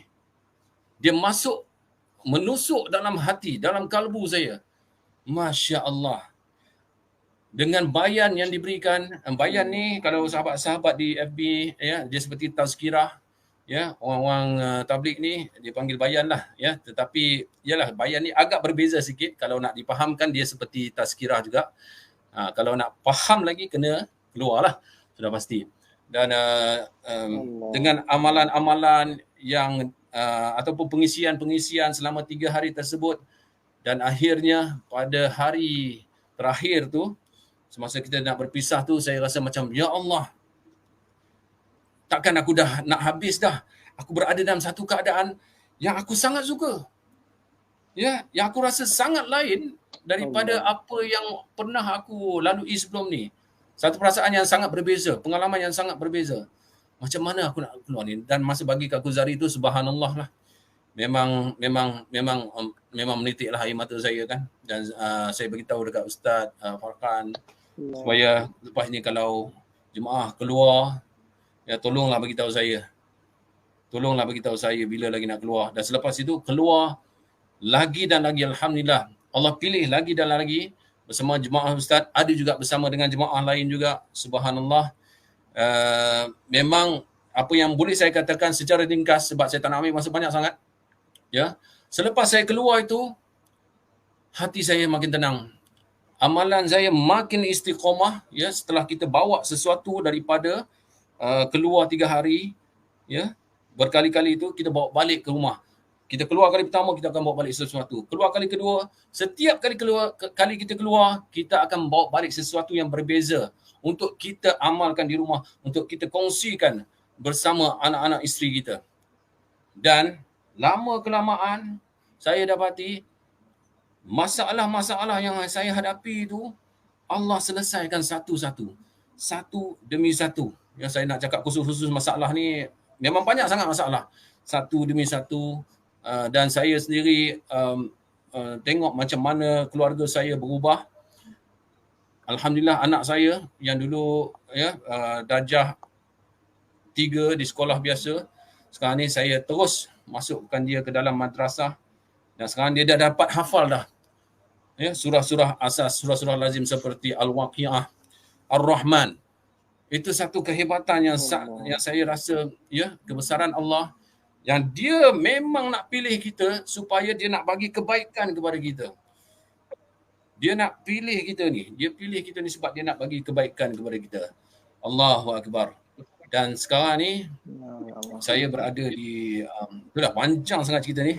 Saya rasa macam, cukuplah setakat itu. Tapi saya rasa macam apa yang saya alami ni, bila saya keluar dengan jemaah, bila saya dapat apa yang sebenarnya Allah nak bagi dekat saya ni, alhamdulillah ketenangan itu kembali.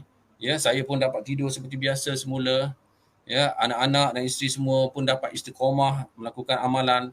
Isteri saya pun keluar masturat 3 hari, satu demi satu, sampailah sekarang ni saya berada di satu tempat yang mana saya dapat pergi berjemaah 5 waktu daripada subuh sampai ke isyak.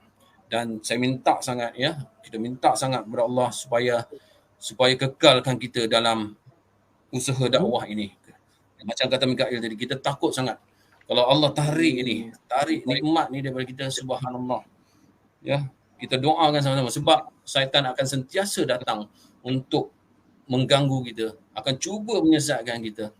Walaupun kita cuba untuk menjadi baik, kita tak apa baik lagi, tapi kita tengah berusaha untuk menjadi baik dan kita perlu memberikan sokongan sesama kita. Masya Allah. InsyaAllah itu saja daripada saya. Masya-Allah, masya-Allah. Tuan-tuan, kalau tuan-tuan nak tahu secara total viewers kita ni lebih kurang ada 1,016 orang. Daripada beberapa page yang kita live ini lebih kurang ada 1,016 orang. Jadi insya-Allah kita semoga perkongsian kita jadi asbab hidayat. Kita boleh teruskan insya-Allah dengan kita bagilah Abang Syarul dululah sebelum Abang Haris yang terakhir kita punya legend insya-Allah. Syarul boleh kongsi sikit kebesaran Allah. InsyaAllah. Bismillahirrahmanirrahim. Allahumma salli ala sayyidina Muhammad.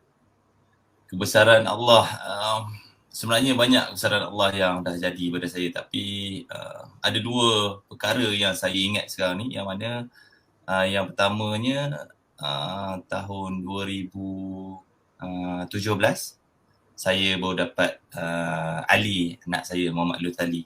Jadi bila dah dapat baby tu, alhamdulillah, Ali pada awalnya dia ada macam satu ketumbuhan dekat sebelah sini. Saya tak sure sini kiri atau kanan. Saya tak sure. Masa dia kecil lagi, kita pun tak tahu. Baru keluar daripada hospital, lepas tu cek-cek macam ada beguk kan. So kita pergi, saya dengan isteri saya pergi ke hospital balik, cek-cek membesar. Lepas tu masuk dalam MRI, buat scan, so buat semua benda. Lepas tu doktor cakap itu bukan beguk. Kita pun tak tahu itu apa. Kan, Masya Allah. Masa tu baru kita tahu hati seorang ibu, hati seorang ayah ni macam mana bila seorang anak tu sakit. Kan, Allah nak tunjuk dulu kita cakap ayah kita lawan, kita maki. Kan, dekat belakang kita kata apalah abah ni tak faham kita kan. Masya Allah, rupanya Allah nak tunjuk dekat saya yang perasaan seorang ayah ni macam mana. Itu baru diuji dengan ada beguk lah, saya panggil beguk.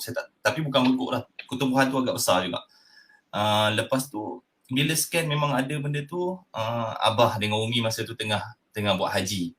Tengah buat haji, lepas tu dia cakap tengoklah cucu dia macam tu, lepas tu saya minta doakan dekat sana. Masya Allah, hebatnya kuasa Allah. Umi abah doa depan Kaabah. Lepas tu besok ataupun saya tak ingat 2-3 hari lepas tu, bila scan tengok hilang. Allah. Dengan kuasa Allah je. Dengan doktor tengok Masya Allah boleh hilang. Subhanallah. Saya ada lagi apa nama tu, X-ray semua kan, hilang macam tu. Allah Akbar Allah kan. Kita rasa doktor lah yang boleh sembuhkan segala. Tu saya cakap doktor boleh kalau nak buat operation tu semua, kita ada duit masa tu boleh buat semua, tapi tak payah. Allah cakap dengan doa saja Allah boleh hilangkan semua masalah kita. Kita je rasa kita hebat, sebenarnya kita tak ada apa-apa kan. InsyaAllah. Tahun 2016.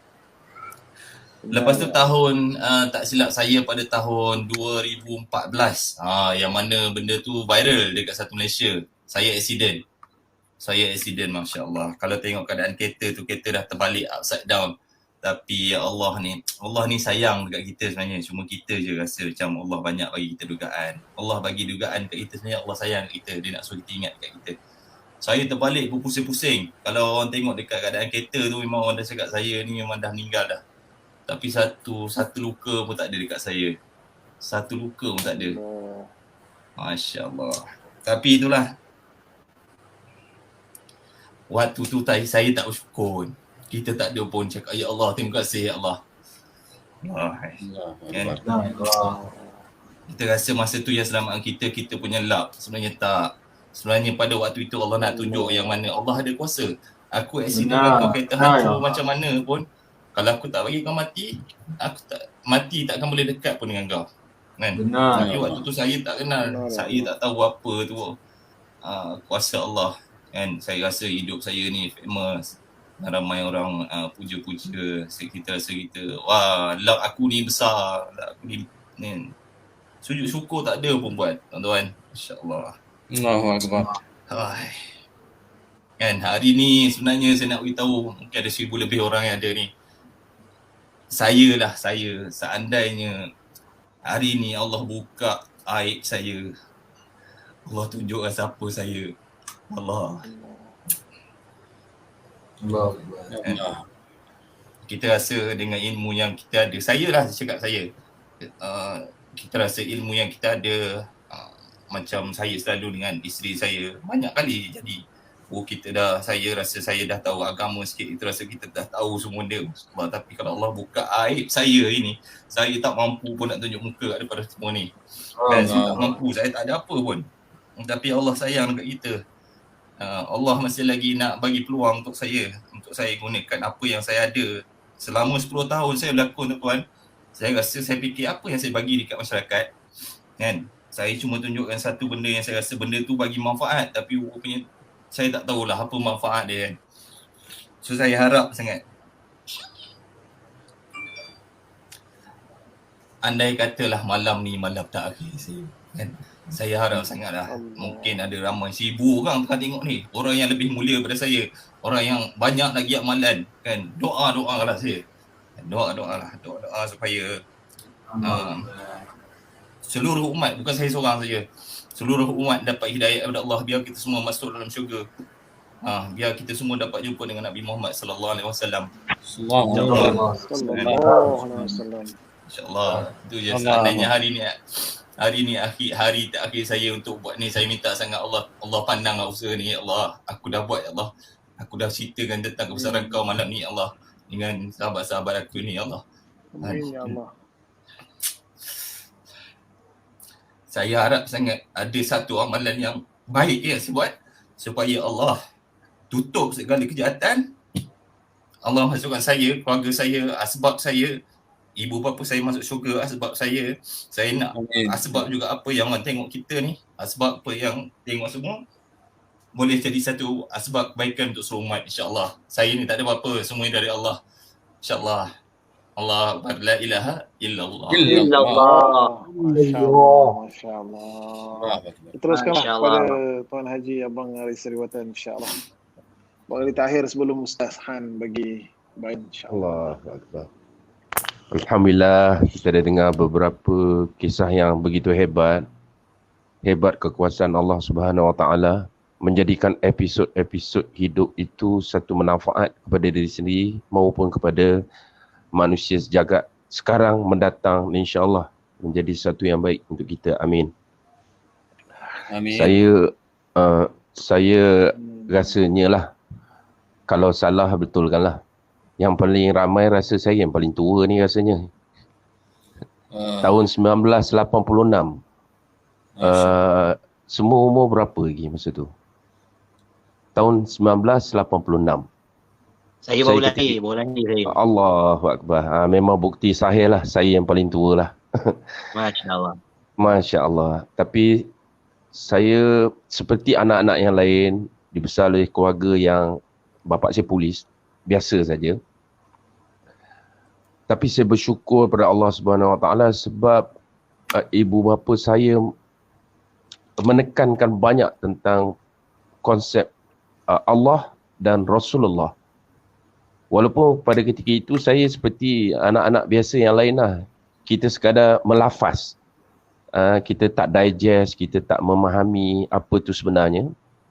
Pada tahun 1986 bila saya buat keputusan untuk berhenti daripada sekolah computer programmer, SOM, School Marketing di Ipoh, saya cakap dekat bapak saya nak memulakan kerjaya sebagai penyanyi. Which mean dalam family kira saya yang orang panggil black sheep lah. Yang lain semua akademik. Saya seorang yang nak pergi ke muzik, memang terlalu kontra. Tapi saya bersyukur sebab ibu dan bapa saya menghantar kumpulan saya ke Kuala Lumpur untuk meneruskan hajat menjadi seorang kumpulan muzik Ariwatan. Itu sesuatu yang masa itu kita anak muda kita tahu, tapi arwah bapa saya dia pesan satu je, dia kata, ingat Allah dan kita berhutang banyak dengan Rasulullah. Itu menjadi satu modal. Sedangkan saya datang ke Kuala Lumpur tu saya tak ada akademik muzik, saya tak ada. Saya hanya datang bawa satu gitar dan beg baju aja. Hanya berbekat itu yang mungkin bermain di mulut tetapi tidak lekat di hati, itu pun dah memadai sehingga Allah menjaga niat saya untuk menjadi seorang, saya sebenarnya bukan nak jadi seorang penyanyi popular, tidak sama sekali. Saya terlampau mengkagumi Allahyarham Tan Sri P. Ramlee, saya kaji lirik dia, saya tengok kefahaman dia tentang Allah, Tuhan itu amat hebat. Jadi saya teringin nak jadi, nak buat sesuatu yang memberi faedah.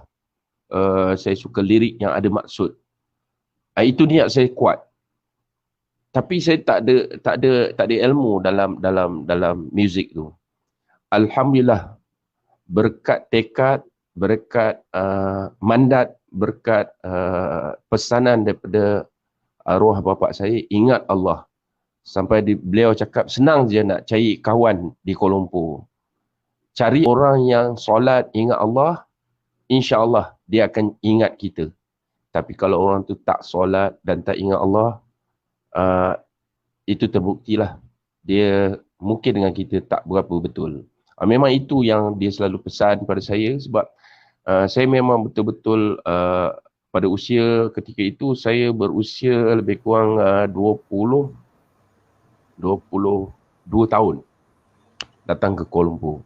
Alhamdulillah dengan lafaz la ilaha illallah, walaupun saya tidak berjaya ataupun gemilang, tetapi alhamdulillah dengan kerjaya ini saya tak terfikir apa yang saya ada hari ini itu melainkan dengan semua pemberian daripada Allah Subhanahu Wa Taala, mempunyai anak yang mampu menyekolahkan anak, yang mampu membantu ibu bapa dan kehidupan.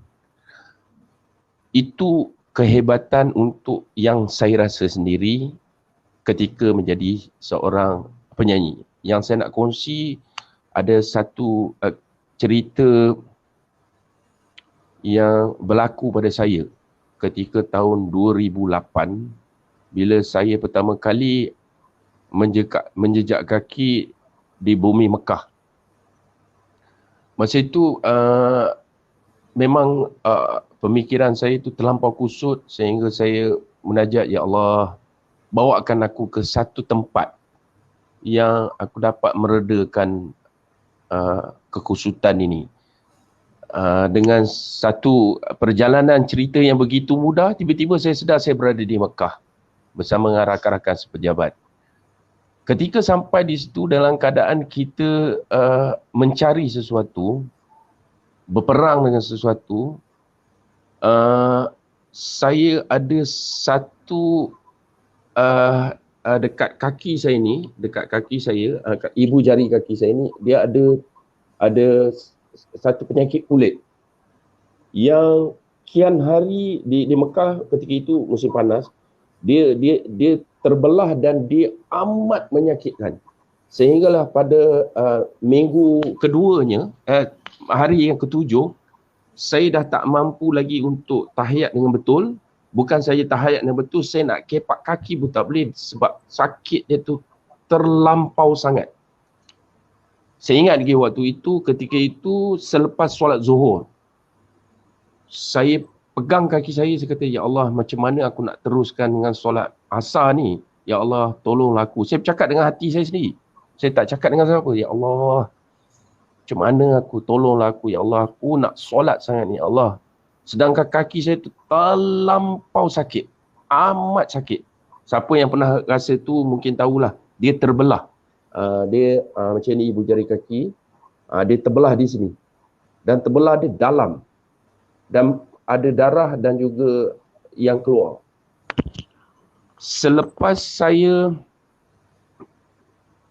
minta pada Allah di depan, masa tu saya ingat dalam Masjidil Haram, depan Kaabah, saya kata, ya Allah, tolonglah aku nak solat, ya Allah, tolonglah aku. Selepas saya lafaz tu, tiba-tiba selalu kita pemandangan di Mekah, jemaah nak mengisi ruang, biasanya orang dari belakang datang ke saf depan.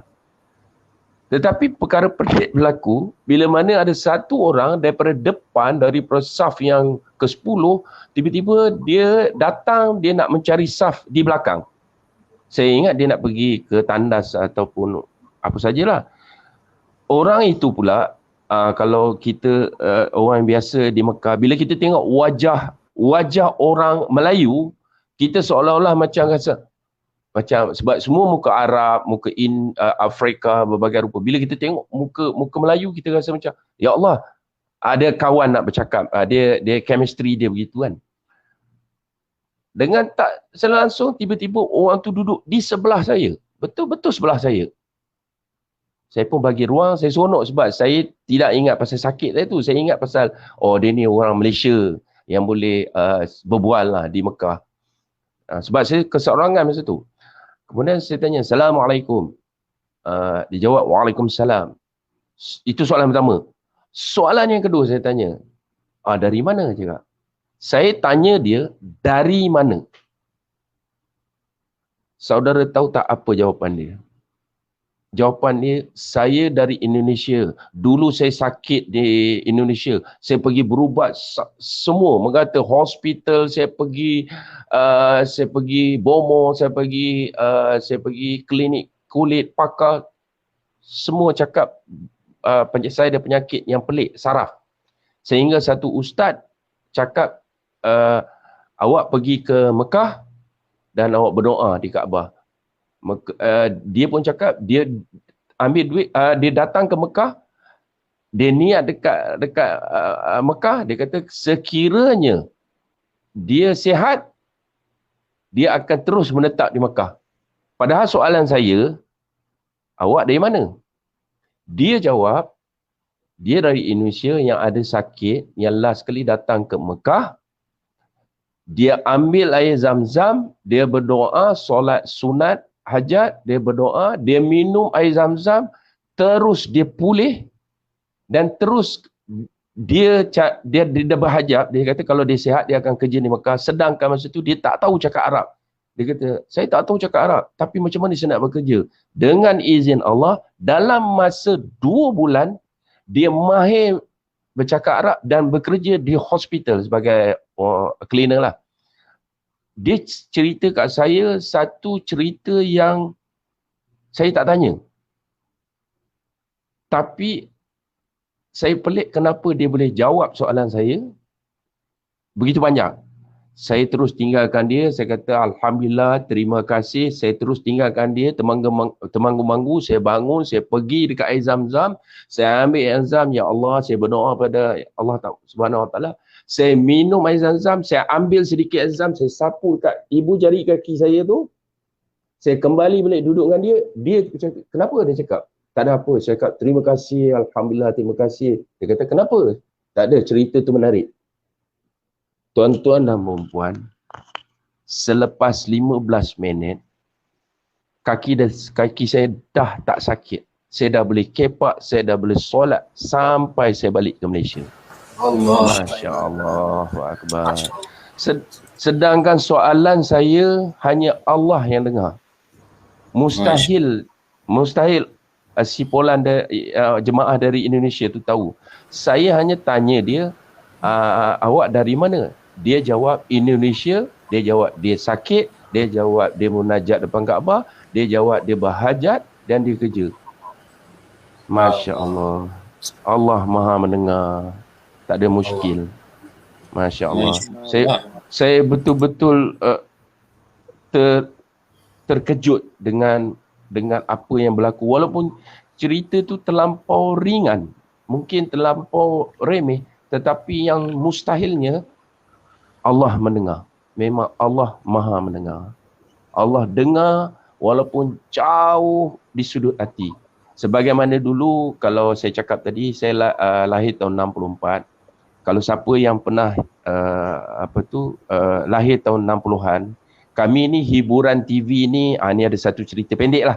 Saya pendekkan sikit. Boleh lagi? Ada masa lagi kan? Boleh, insyaAllah. Ada. Okey. Ada cerita pendek sikit. Okey, kalau kami tahun 70-an, cerita atau televisyen dekat rumah memang bukan semua orang ada. Dalam satu kawasan tu, dalam nisbah dia 10 biji rumah ada satu je ada TV, atau mungkin 5 biji rumah ada satu je TV. Jadi kami kongsi. Cerita kegemaran masa itu seperti biasalah. Amerika dia isi macam sampai sekarang lah. Dia isi tentang cerita-cerita dia. Oh, Amerika bagus, cerita combat.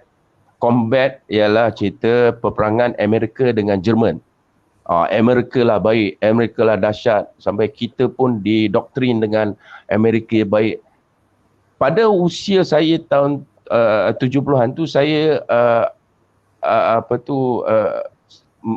jadual hidup saya memang penuh lah. Saya ada kelas mengaji, saya ada kelas fiqah, saya ada kelas tauhid, belajar dengan guru. Jadi masa tu kita kontra. Yang saya belajar tentang tauhid tu, Al-Quran diturunkan di Mekah, okey, pada orang Arab.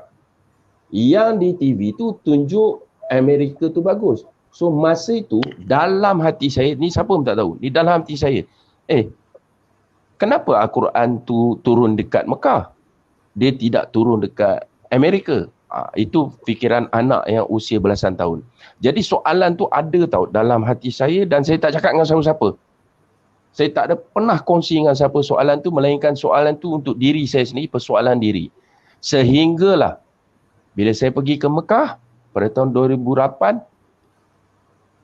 saya dapat jawapan kenapa Al-Quran turun di Mekah. Ini Ustaz Farkan mungkin tahulah, atau ustaz-ustaz lain. Kenapa dia turun di Mekah? Kerana Arab jahiliah ketika itu.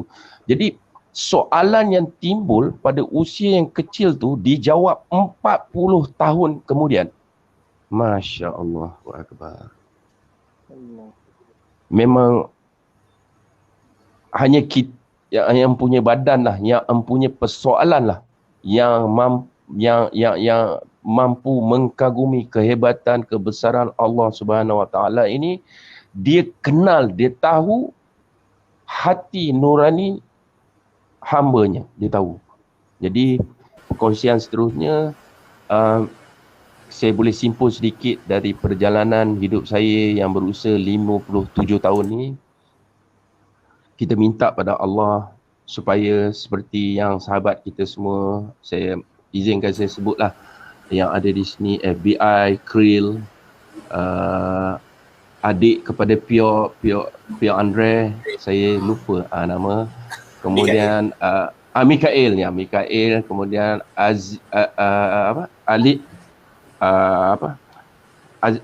Alif Aziz,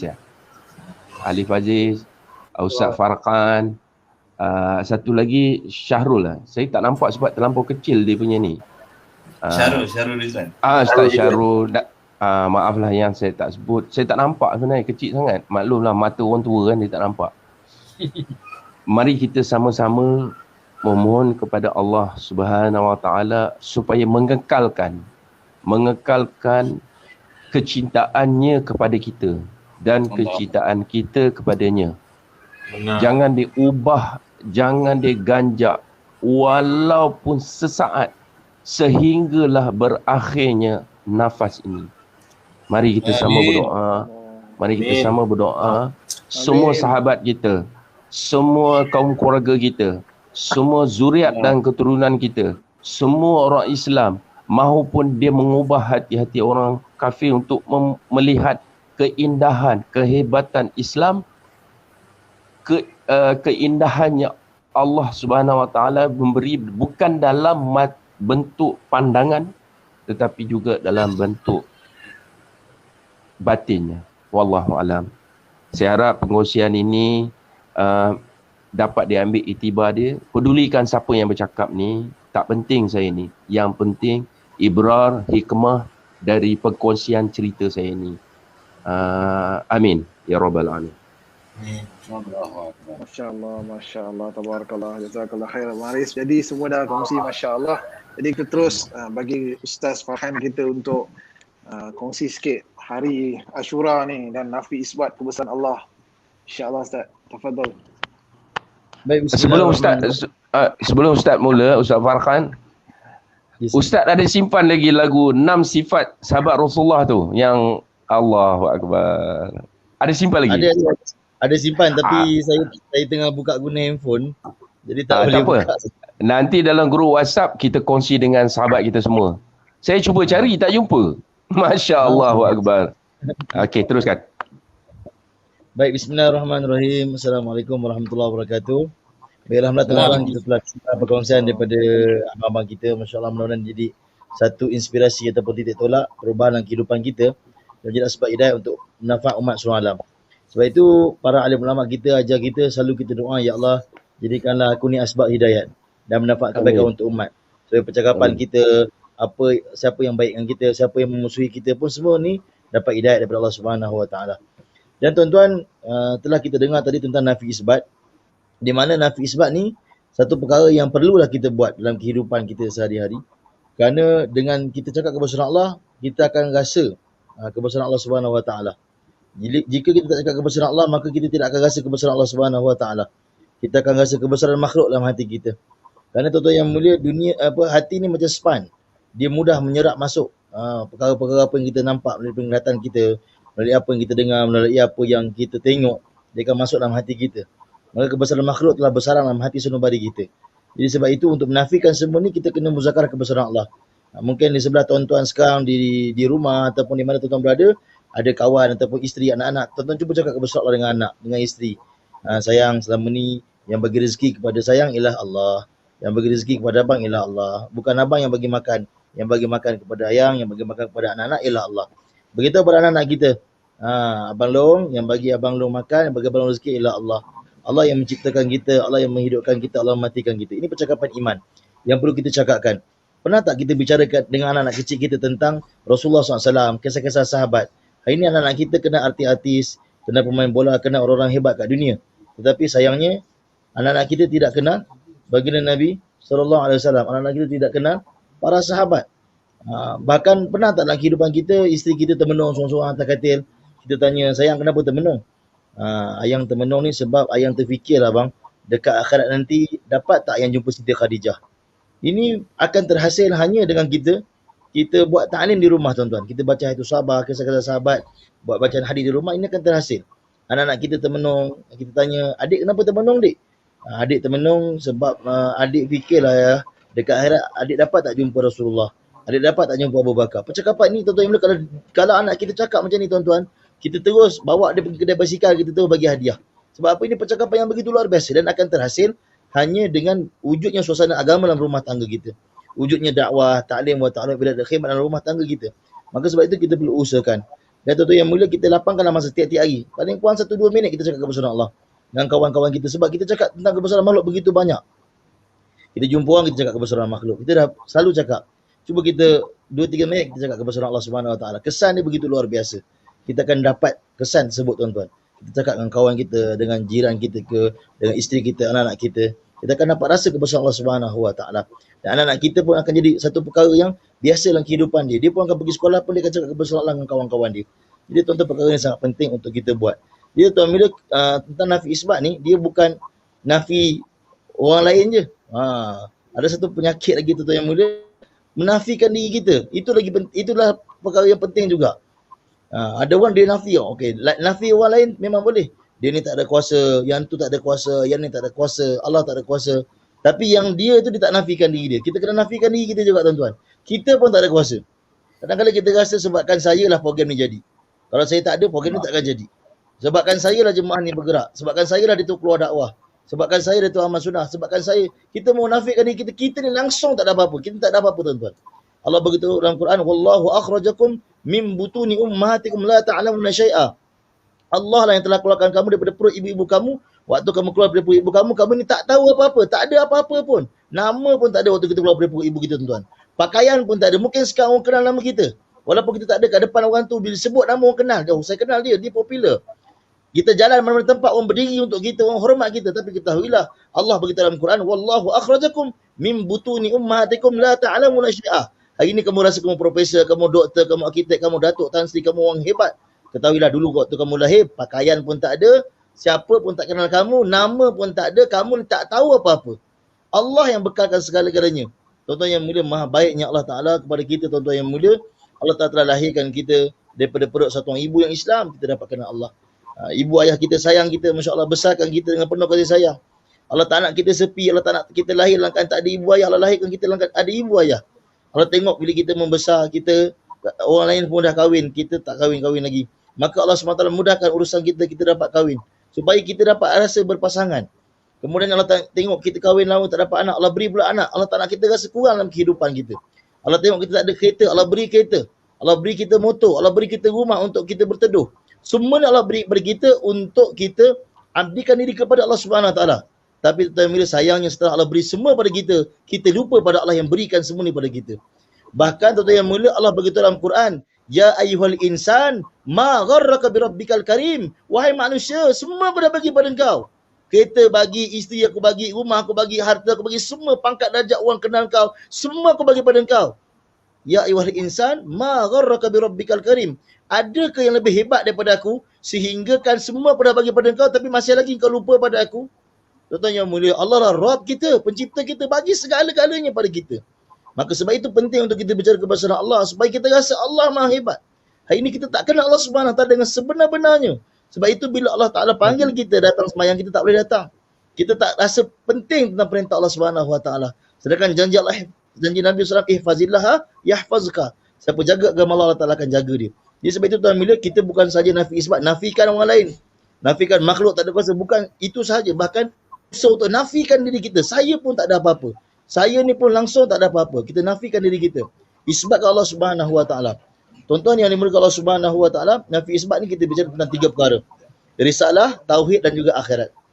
Risalah ni kita cerita tentang kehebatan Allah. Keagungan Allah Subhanahu Wa Taala. Itu tauhid. Risalah pula apa? Kita bicara tentang korban Nabi-Nabi, kisah Nabi-Nabi. Yang mana tuan-tuan yang mulia, kita berada pada malam hari Ashura. 10 Muharram, hari di mana berlakunya peristiwa-peristiwa yang besar. Kisah Nabi Musa AS, di mana berdepan dengan lautan, kiri kanan bukit batu, di belakang tentera Fir'aun. Apa kata Musa AS? Musa kata, kalla inna ma'i rabbi sayahdin. Allah telah beri petunjuk kepada Musa AS. Yakinnya Musa kena Musa buat dakwah. Musa buat dakwah tuan-tuan yang mulia, maka Nabi Musa AS telah yakin, kalla, sekali-kali tidak. Bani Israel kata, inna lamudrakun, mati kita terperangkap. Tapi Musa kata, kalla, sekali-kali tidak. Inna ma'i rabbi sayahdin. Sesungguhnya, aku bersama dengan Tuhan, aku memberi petunjuk kepada aku. Allah perintahkan kepada Musa AS, fakul nadrib bi'asa kalbah. Ketuk lautan telah terbelah. Begitu juga berlaku kepada Nabi Ibrahim AS. Dia campak dalam api. Bulan lepas jemaah kami sampai di Sani Ulfa, tuan-tuan. 1,300 kilo daripada Istanbul, kita naik kereta, Masya Allah. Di Sani Ulfa, tempat Nabi Ibrahim AS dibakar. Menjenik tempat yang nak lontar Nabi Ibrahim tu pun masih ada, Masya Allah. Tempat Nabi Ibrahim dibakar jadi tasik sekarang, Masya Allah. Tuan-tuan bayangkan Nabi Ibrahim dilontarkan dalam api membakar. Bayangkan, Ibrahim AS punya iman pada Allah begitu luar biasa. Bukan sekadar tak terkesan dengan makhluk-makhluk biasa ni. Bukan sekadar tak terkesan dengan manusia. Hari ni kita terkesan dengan manusia. Tengok orang kereta mewah kita terkesan. Tengok rumah besar terkesan. tengok orang tu ada pangkat, terkesan. Kita semua terkesan. Tetapi Ibrahim AS tunjukkan contoh, Ibrahim bukan tak terkesan dengan manusia, bahkan dengan malaikat pun tak terkesan. Malaikat datang nak tolong dia, wahai Ibrahim, aku nak tolong kau. Ibrahim kata apa? Amma ilaika fala wa amma ilallahi fabala. Kalau kau nak tolong tak apalah, terima kasih je lah. Tapi kalau Allah tolong aku, itulah sepatutnya. Hasbiyallahu ni'mal wakil, ni'mal maula wa ni'mal nasir. Cukuplah Allah untuk aku, bantu aku dan tolong aku. Tuan-tuan bayangkan iman Ibrahim AS dalam keadaan itu getir, tuan-tuan. Nak dicampaklah api membakar, yang semua tahu api sebab mudarat, tapi dengan malaikat pun dia tak terkesan. Dia tahu malaikat pun makhluk, tak terkesan dia. Bayangkan ni iman Ibrahim AS, dicampak api membakar. Begitu juga kisah-kisah Nabi yang lain yang berlaku pada 10 Muharram ini, tuan-tuan yang mulia. Sebab itu kita ambil detik 10 Muharram ni untuk bicara kebesaran Allah supaya iman kita dapat ditingkatkan. Dan tuan-tuan para pendengar juga boleh buat bersama keluarga di musim PKP, musim pandemik, langkah orang stres, bunuh diri dan sebagainya. Kenapa ini berlaku? Kerana hatinya tak tenang. Ala bi dzikrillah tatma'innul qulub. Dengan bicara kebesaran Allah, dengan ingat pada Allah, hati kita akan jadi tenang. Dan tuan-tuan yang mulia, kita kena nafikan diri kita tadi. Dan kita kena jaga diri kita daripada kena ain, tuan-tuan. Sebab bila orang puji kita, tuan-tuan yang mulia, kita kena nafikan, saya ni tak ada apa-apa. Sebab itu kita diajar untuk baca doa, Masya Allah, la quwwata illa billah. Tuan-tuan boleh ikut saya. Masya Allah, Masya Allah, la quwwata illa billah. Masya Allah, la quwwata illa billah. Ini doa ain yang diajar. Dan tuan-tuan yang mulia, di mana bila orang puji kita, tuan-tuan yang mulia, kata kau ni bagus, kau ni macam ni, kau ni macam ni, cepat-cepat kita nafikan. Masya Allah, la quwwata illa billah. Tak ada apa-apa aku ni. Kalau kita tak nafikan, tuan-tuan yang mulia, maka kita akan diuji dengan satu penyakit, iaitu penyakit ain. Penyakit yang sangat bahaya, iaitu penyakit misteri. Disebut dalam hadis yang sahih. Ain itu adalah hakikat yang akan berlaku bila kita tak sebut nama Allah Subhanahu Wa Taala. Maka sebab itu bila orang puji kita, baru kita menafikan, saya tak ada apa-apa. Ya Allah, kau lagi tahu siapa saya. Saya ni rendah, saya ni tak ada apa-apa. Seperti abang tadi beritahu saya tak ada apa, kita tak ada apa-apa. Itu satu percakapan yang betul. Bahkan Allah Taala terima, tuan-tuan yang mulia, beberapa tempat dalam dunia ini kerana sifat tawaduknya. Contohnya di Bukit Tursina. Bulan lepas kami keluar di satu kawasan namanya Jabal Musa. Kita naik Jabal Tursina tu 3 jam, tuan-tuan. Bukit Nabi Musa tu 3 jam. Bukitnya gersang, pokok pun tak ada. Tuan-tuan ulama kata kenapa Allah pilih Bukit Tursina sebagai tempat ibadat Nabi Musa? Kerana rendah dirinya Bukit Tursina tu. Bukit-bukit lain waktu Allah Taala nak cari tempat ibadat untuk Nabi Musa, bagi tahu kamilah bukit yang subur, pokok banyak, pilihlah kami. Tapi Bukit Tursina kata, ya Allah, saya tak ada apa-apa. Saya kering kontang, saya tak layak. Saya tak ada apa-apa, ya Allah. Allah suka percakapan tu, tuan-tuan. Maka sebab itu kita kena usahakan dengan nafi isbat ni untuk rendahkan diri kita. Rasakan diri kita tak ada apa-apa. Allah lah segala-galanya. Allah yang maha hebat. La ilaha illallah. Dan tuan-tuan yang mulia, dengan kesan kerja dakwah, Allah Taala akan ubahkan kehidupan kita. Ini kesan daripada kerja dakwah.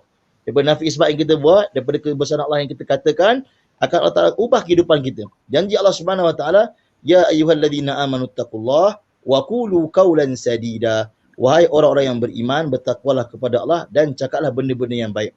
Ulama tafsir kata benda-benda qawlan sadida ni apa? Percakapan yang baik ni apa?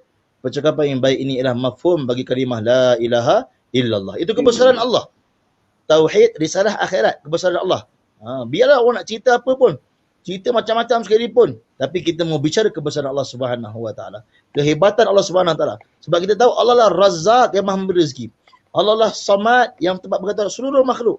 Bayangkan tuan-tuan, satu ketika orang jahiliah dia berdoa dekat depan berhala di depan Kaabah waktu tu zaman jahiliah. Berhala ni orang Arab panggil sanam. Dia doa, ya sanam selesaikanlah masalah saya, ya sanam selesaikanlah masalah saya, tapi masalah tak selesai, bahkan makin bertambah. Tiba-tiba tuan bila dalam keadaan disebut ya sanam hampir dekat 1000 kali. Mengantuk telah menguasai diri dia tersilap sebut. Daripada ya sanam dia tersebut ya samad. Ya samad. Nama Allah SWT membawa maksud tempat bergantung harap seluruh makhluk. Bila disebut dia ya samad, Allah telah selesaikan seluruh masalah dia. Malaikat bertanya, wahai Allah, kami ingin bertanya kenapa engkau selesaikan masalah dia ya Allah. Sedangkan disebut sanam ribu-ribu kali. Sanam ni berhala. Sedangkan samad disebut baru sekali, itu pun tak sengaja sebut. Kenapa engkau selesaikan masalah dia? Allah beritahu, wahai malaikatku, ketahuilah, itulah beza sanam dan samad. Sanam sebut ribu-ribu tak boleh selesaikan walaupun sikit masalah. Tapi samad sebut sekali, Allah lah antal ahadus samad, selesaikan seluruh masalah. La ilaha illallah. Kita datang kepada Allah SWT. Maka tuan bila dengan kita bicara kebesaran Allah, janji Allah Ta'ala, yuslih lakum a'malakum. Allah beritahu Allah Ta'ala akan perbaiki segala kehidupan kita, perbuatan kita. Wa yaghfir lakum dzunubakum, dan ampunkan dosa-dosa kita. Sebab itu tuan-tuan yang mulia, kesan daripada kerja dakwah Allah ubah kehidupan kita. Daripada kehidupan kita jauh daripada sunnah. Tak pernah bersiwak, tak pernah bersugi. Jadi rasa suka nak bersugi. Tak pernah pelihara janggut, rasa nak pelihara janggut. Tak pernah pakai kopiah, tak pernah pakai serban, rasa nak pakai kopiah, nak pakai serban. Kehidupan kita berubah daripada kehidupan kita duduk dengan orang lalai. Allah dekatkan kita dengan orang yang suka masjid, orang yang suka dakwah, orang yang suka pada majlis-majlis ilmu, majlis-majlis agama, bicara tentang kehidupan akhirat. Allah ubah kehidupan kita. Isteri kita Allah ubah. Daripada tak tutup aurat kepada tutup aurat. Allah ubah kehidupan anak-anak kita. Daripada tak pernah terfikir pun nak hantar anak belajar Quran, belajar madrasah, Allah telah gerakkan. Ini semua berkat daripada kerja dakwah ilallah yang Allah janji dalam Quran bila mana kita betulkan percakapan kita. Dan percakapan itulah yang kita sebut sebagai nafi isbat. Nafi ni apa? La ilaha. Tiada Tuhan, tiada yang boleh beri rezeki, tiada yang boleh menghidupkan, tiada yang boleh mematikan, tiada yang boleh menyembuhkan, tiada yang boleh mengenyangkan, illallah, melainkan Allah. Maka sebab itu tuan bila kita buat majlis ini, supaya tuan-tuan di rumah boleh buat bersama keluarga, bersama isteri, bersama anak-anak. Dengan kita bicara bersama Allah, hati kita akan tenang, iman kita akan meningkat dan ada kekuatan untuk bangun malam bertahajud kepada Allah Subhanahu wa taala. Wallahu a'lam. Moga Allah terima kita semua. Insya-Allah saya kembalikan kepada moderator insya-Allah. Allah, Masya Allah, Tabarakallah. Jadi tuan-tuan mulia, itulah sedikit sebanyak hari ini Allah SWT pilih kita untuk ambil manfaat daripada sahabat-sahabat kita, guru kita Ustaz Khalid, Masya Allah. Jadi kita pun insya-Allah Ustaz, kita pun dah sejam 44 minit kita live, masih ada lagi 900 lebih orang yang tengah menonton ni, Masya Allah. Semoga tuan-tuan, sebab tuan-tuan kongsi hari ini, Masya Allah, ramai orang dapat manfaat, insya Allah. Jadi kita akhiri kita punya majlis ni Ustaz dengan doa, insya-Allah. Ustaz boleh doa yang jauh di bumi Kyrgyzstan tengah keluar dakwah tu, insya-Allah. Baik tuan-tuan, sebelum kita doa, kita semua niatlah, khususnya kita sama-sama panel ni dan juga yang mendengar, kita niat untuk keluar dakwah dari jalan Allah Subhanahu wa taala. Bila pandemik dah tamat nanti datang, luangkan masa kita keluar dakwah, kita belajar. Mungkin biasa kita dengar je orang keluar dakwah. Dengar orang makan durian dengan kita sendiri makan durian tak sama. Dengar orang makan nasi ayam dengan kita sendiri makan tak sama. Begitu juga dengar cerita orang keluar dakwah dengan kita sendiri mengalami tak sama. Man la tazuq la tafaham, siapa tak rasa dia takkan faham. Dan tuan mulia sedikit lagi, iaitu mengenai tentang, ada orang tanya mengenai tentang, Ustaz salah ke saya kaya? Ada orang tanya. Baik tuan-tuan yang mulia, dalam kehidupan ini, apa saja yang kita buat, kita bawa agama dalam kehidupan pasti berjaya. Kekayaan tu tak salah. Yang salah kita tak bawa agama. Saya bagi contoh, Nabi Musa dan Nabi Sulaiman dan juga Qarun. Nabi Sulaiman tuan-tuan mulia lebih kaya daripada Qarun, kata ulama. Kenapa? Kerana Nabi Sulaiman punya pemerintahan masyrik wal maghrib, timur dan barat. Qarun tak ada pemerintahan. Dia cuma ada harta je. Nabi Sulaiman lebih kaya daripada Qarun. Tapi dia bawa agama dalam kehidupan. Dia bawa agama dalam kekayaan, dia taat perintah Allah. Dan bila ditanya tentang harta, dia kata apa? Hadza min fadli rabbi. Ini semua daripada Allah. Ini semua Tuhan aku punya. Aku ni tak ada apa-apa. Ni tuan-tuan. Adapun Qarun, kekayaannya begitu banyak. Tapi bila tanya dia, wahai Qarun, ni siapa punya? Hadza min ilmi indik. Ini semua kerana kepandaian aku, kebijaksanaan aku kumpul harta, manage kewangan aku, kewangan tak bocor. Ini semua kepandaian aku. Merasakan macam itu yang salah. Maka mudah-mudahan kita dapat betulkan keyakinan kita kepada Allah SWT. Baik, sebelum kita doa, kita bacakan Al-Fatihah kepada junjungan besar Nabi Muhammad SAW. Kita bertawasul dengan baginda Nabi SAW, sahabat baginda, keluarga baginda, para tabi'in, para ulama-ulama dalam bidang dakwah, dalam bidang zikir, di kangkang-kangkang zikir mereka, ulama-ulama dalam bidang ilmu, di Azhar, di Madinah, di Mekah, di seluruh alam. Mudah-mudahan Allah terima kita semua. Al-Fatihah. Alamin ar-Rahman ar-Rahim. مالك يوم الدين إياك نعبد وإياك نستعين اهدنا الصراط المستقيم صراط الذين أنعمت عليهم غير المغضوب عليهم ولا الضالين. اللهم ربنا لك الحمد كما ينبغي لجلال وجهك وعظيم سلطانك. أعوذ بالله من الشيطان الرجيم. بسم الله الرحمن الرحيم. الحمد لله رب العالمين. والصلاة والسلام على رسول الأمين سيدنا مولانا محمد وعلى آله وصحبه أجمعين. اللهم يا أول الأولين يا آخر الآخرين يا ذا القوة المتين يا رحم المساكين يا أرحم الراحمين. اللهم أنت الله، أنت الأحد الصمد، لم يلد ولم يولد ولم يكن له كفوا أحد. اللهم أنت ربنا لا إله إلا أنت خلقتنا ونحن عبادك ووعدك ما استطعنا. نعوذ بك من شر ما صنعنا. نبوء لك بنعمتك علينا ونبوء بذنوبنا فاغفر لنا ووالدنا وأهل قريتنا ولمن أحسن إلينا ولجميع أمة محمد صلى الله عليه وسلم. فإنه لا يغفر الذنوب إلا أنت. اللهم اهدنا واهد بنا واهد الناس جميعا واجعلنا سببا لمن اهتدى. يا مقلب القلوب ثبت قلوبنا على دينك وعلى طاعتك وعلى جهل نخرج في سبيلك حتى موتنا بموت الشهداء. Ya Allah, Ya Rahman, Ya Rahim. Di malam yang penuh keberkatan ini, Ya Allah, malam 10 Muharram, malam berlakunya peristiwa besar yang berlaku kepada Nabi-Nabi, Ya Allah. Ya Allah, peristiwa-peristiwa agung yang berlaku menzahirkan kehebatan kebesaran Kau ini, Ya Allah. Ya Allah, Kau ampun dosa-dosa kami, Ya Allah. Kau terimalah taubat kami, Ya Allah. Dosa kecil, dosa besar kami, Ya Allah. Dosa kami bukan di belakang manusia, Ya Allah. Ada dosa kami rasa bukan dosa si kami, tapi rupa-rupanya dosa si Engkau, Ya Allah. Terimalah taubat kami, Ya Allah. Seandainya Kau singkap keaiban dan dosa kami, Ya Allah, maka tak ada siapa yang akan mendekati kami, Ya Allah. Maha baiknya Kau, Ya Allah, Kau telah tutup keaiban kami, Ya Allah. Ya Allah, Kau maha baik, Ya Allah. Kau terimalah taubat kami dan ampunlah kami, Ya Allah. Ya Allah, datangkanlah rasa benci untuk kami kembali kepada zaman jahiliah kami, Ya Allah. Datangkanlah rasa benci dalam hati kami untuk kembali kepada kemaksiatan, Ya Allah. Datangkanlah hati kami rasa benci untuk kembali kepada kesyirikan, Ya Allah. Datangkanlah hati kami rasa tak nak lagi, Ya Allah, untuk kembali kepada kebatilan, Ya Allah. Ya Allah, Kau terimalah taubat kami, Kau ampunlah kami, Ya Allah. Ampun dosa kedua kami, Ya Allah. Kasihanlah mereka semua, kasih pada kami waktu kami kecil, Ya Allah. Senyuman mereka masih terbayang di kelopak mata kami, Ya Allah. Ya Allah, di antara kami yang telah pergi mendahului kami, Ya Allah. Rahmatilah ibu bapa kami dalam sana, Ya Allah. Ya Allah, ampun dosa isteri kami, Ya Allah. Ya Allah, rahmatilah isteri kami, Ya Allah. Dia telah jaga anak-anak kami waktu kami tak ada, Ya Allah. Kau terima taubatnya, Ya Allah. Kau ampun dosanya, Ya Allah. Ampun dosa adik-beradik kami, Ya Allah. Baik buruk mereka tetap darah daging kami, Ya Allah. Ampun dosa anak-anak kami di mana saja dia berada, Ya Allah. Ampun dosa, Ya Allah, sahabat-sahabat kami dekat ataupun jauh, Ya Allah. Saudara mara kami, pakcik-makcik kami atau nenek kami, Ya Allah. Jalan tangga kami, orang kampung kami, Ya Allah. Guru-guru, cikgu-cikgu, ustaz-ustaz, alim ulama, masyayikh-masyayikh yang pernah mengajar kami, Ya Allah. Siapa saja pernah buat kebaikan pada kami, Kau ampun dosa mereka, Ya Allah. Bahkan siapa saja pernah memusuhi kami, mengumpat kami, mengata kami, memfitnah kami juga, Kau ampun dosa mereka, Ya Allah. Kau ampun dosa Maisha, Ya Allah. Ya Allah, Kau pandanglah kami dengan kasih dan rahmat-Mu, Ya Allah. Jangan Kau pandang kami dan pandang kebencian dan keberkahan-Mu, Ya Allah. Ya Allah, Kau ikhlaskan kami setiap amal kami buat, Ya Allah. Kau janganlah datangkan sifat riak, takbur, sum'ah, segala sifat-sifat keji, sifat-sifat orang zalim, orang fasik, segala sifat yang Kau benci daripada diri kami, sifat mazmumah Kau buanglah daripada diri kami, Ya Allah. Kau cucilah hati kami, Ya Allah. Sebab Kau telah cuci hati-hati orang yang Kau cintai, Ya Allah.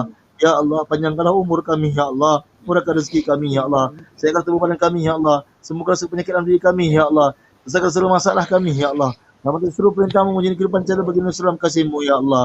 Ya Allah, jadikanlah anak-anak kami, Ya Allah. Jadikanlah kami juga, Ya Allah. Juga lahirkanlah pezurat keturunan kami hingga hari kiamat anak yang soleh-solehah, Ya Allah. Anak yang hafiz-hafizah, Ya Allah. Anak yang alim-alimah, Ya Allah. Anak yang da'i dan juga da'iyah, Ya Allah. Anak yang mujahid dan juga mujahidah, Ya Allah. Yang sedia memperjuangkan agama seperti sahabat dan juga sahabiah, Ya Allah. Yang sedia korbankan diri harta masa mereka untuk agama Engkau, Ya Allah. Membela kalimah Engkau di seluruh alam, Ya Allah. Ya Allah, Kau terimalah kami semua, Ya Allah. Kau jangan tolak kami, Ya Allah. Kami takut di dunia orang terima kami, Ya Allah. Orang kenal kami, tapi kami takut di akhirat kami balik, Engkau tak kenal kami, Ya Allah. Ya Allah, kami takut, Ya Allah. Kami takut di dunia orang terima kami. Orang rasa kami orang masjid, orang rasa kami orang dakwah. Rupanya di akhirat, Ya Allah, Kau telah tolak kami, Ya Allah. Kau telah buang kami daripada selain-selain Kamu yang buat dakwah, Ya Allah. Ya Allah, Kau jangan singkirkan kami daripada kerja yang mulia ini, Ya Allah. Ya Allah, jadikanlah kami hidayah, Kau bina kepada kami dan jadikanlah kami asma hidayah untuk umat semua alam, Ya Allah. Tebakan rezeki kami ke dunia, Ya Allah. Agar kami dapat kutip rezeki kami dengan keluar berdakwah jalan Engkau, Ya Allah. Membawa manusia kepada Engkau, Ya Allah. Menyempurnakan cita-cita hati Nabi kami, membawa manusia kepada Engkau, Ya Allah.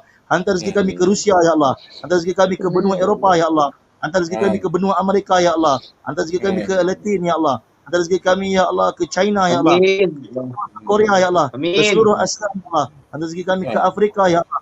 Hatta Engkau hantar rezeki kami ke Antartika, Ya Allah. Kami bergerak, Ya Allah. Jumpa manusia, bawa manusia pada Engkau, Ya Allah. Ya Allah, kami tak sama macam sahabat, Ya Allah. Kami tahu, Ya Allah, kami tak sama macam sahabat, Ya Allah. Ya Allah, kami tahu kami banyak main, Ya Allah. Ya Allah, kami tahu, Ya Allah, kami banyak salah silap, Ya Allah. Kami banyak dosa, Ya Allah. Kami belajar ikut sahabat, Ya Allah. Tapi Engkau tahu maksud dan tujuan kami bergerak untuk agama Engkau ni sama macam maksud sahabat bergerak, Ya Allah.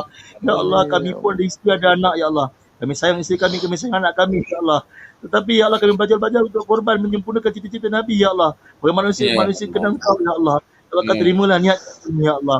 Ya Allah, kami lemah, Ya Allah, kami tak pandai, Ya Allah. Kami jauh daripada Nabi 1400 tahun, Ya Allah. Kami tak pernah lihat wajah Nabi, Ya Allah. Kami cuma nak kisah Nabi daripada nama kami, Ya Allah. Kami sangat cinta pada Nabi, Ya Allah. Kerana cinta pada Nabi lah ya Allah kami belajar berkumpul pada malam ni untuk kita kebesaran Kau ya Allah. Kerana cinta pada Nabi lah kami bersama pada Nabi ya Allah. Kerana cinta pada Nabi lah kami belajar amal sunnah Nabi ya Allah. Kerana cinta pada Nabi lah kami usaha untuk bawa umat ni untuk hidupkan taklim di rumah mereka ya Allah. Untuk bawa umat ni keluar jalan Kau ya Allah. Kerana cinta pada Nabi lah ya Allah kami belajar ya Allah untuk mengajak manusia kepada Engkau ya Allah. Ya Allah kami harap dengan cinta ini ya Allah, dengan air mata cinta pada Nabi ini ya Allah, kami harap di kubur waktu ditanya siapa Nabi kami berjawab Nabi kami Nabi SAW ya Allah. Di telaga Kausar kami dengar ada tapak tangan Nabi ya Allah. Kami harap kami dapat menepuk tangan Nabi ya Allah. Kami nak kucuk tangan Nabi ya Allah. Kami nak peluk Nabi kami ya Allah. Kami nak ucap terima kasih pada Nabi ya Allah. Kerana Nabi telah kurbankan seluruh hidup Nabi untuk kami kenal Kau ya Allah.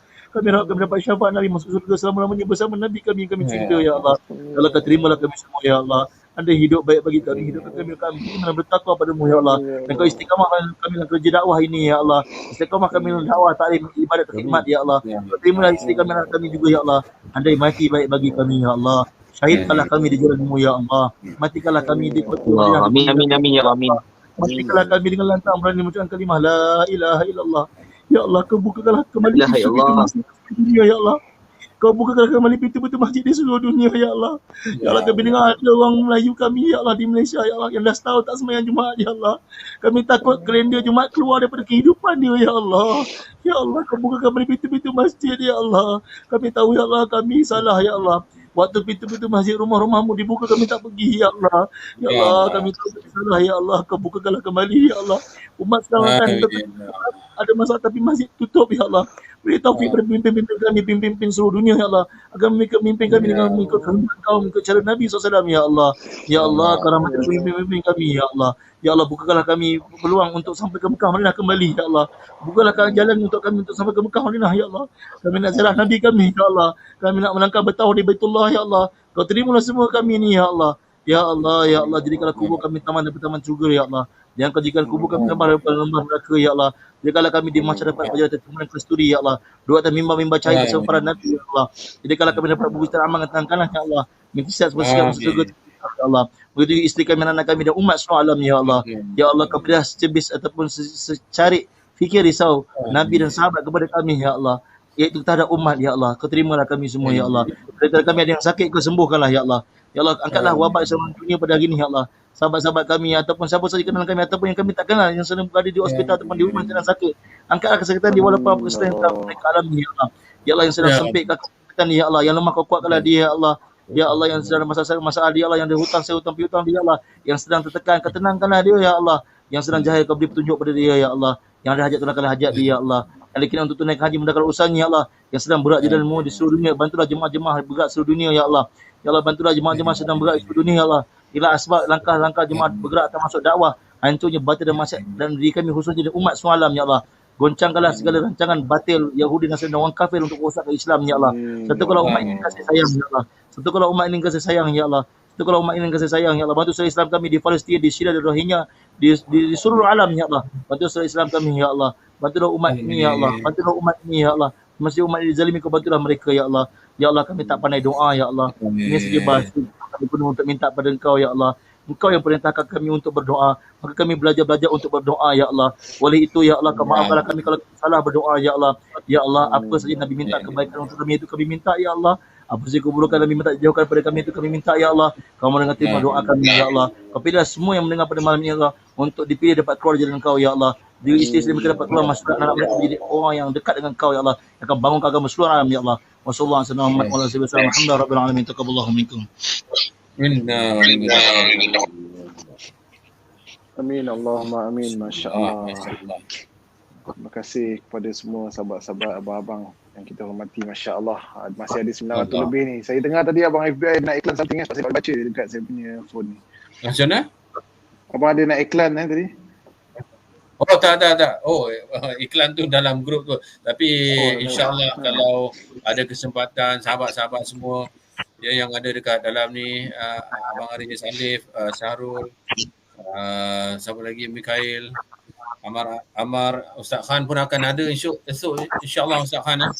Esok ada bacaan Yasin untuk channel yang kami usahakan lah insyaAllah. Saya dengan Kril. Ini channel baru sangat-sangat. Dan kami akan start live pada 4 hari bulan September. Channel ni pun memang nak ketengahkan konsep dakwah jugalah. InsyaAllah. Jadi kita harapkan sokongan daripada sahabat-sahabat dan semua rakan di FB. Dan senang saja cari page Hidayat TV. Hidayat HIDAYAT TV. InsyaAllah boleh like dan follow di situ. Esok kita akan ada bacakan, ada bacaan Yasin. InsyaAllah. Besok pukul 9.30 malam. Khair, jazakallah khair. Baik. Kita doakanlah Ustaz kita yang di Kyrgyzstan tu, Masya Allah. Allah lancarkan perjalanan dia. InsyaAllah. Doakan kami Ustaz di sini insyaAllah. Amin ya Rab. Semua niat insyaAllah untuk keluar seluruh dunia insyaAllah. InsyaAllah. Sedia insyaAllah. Sedia. Jadi, Masya Allah. Jadi insyaAllah tuan itu saja untuk hari ini. Tadi ada orang kata malam ni ta'am capati. Ta'am capati. Masya Allah. Jadi Ustaz, insyaAllah Ustaz kita tangguh majlis kita dengan tasbih kafarah dan surah Al-As insyaAllah.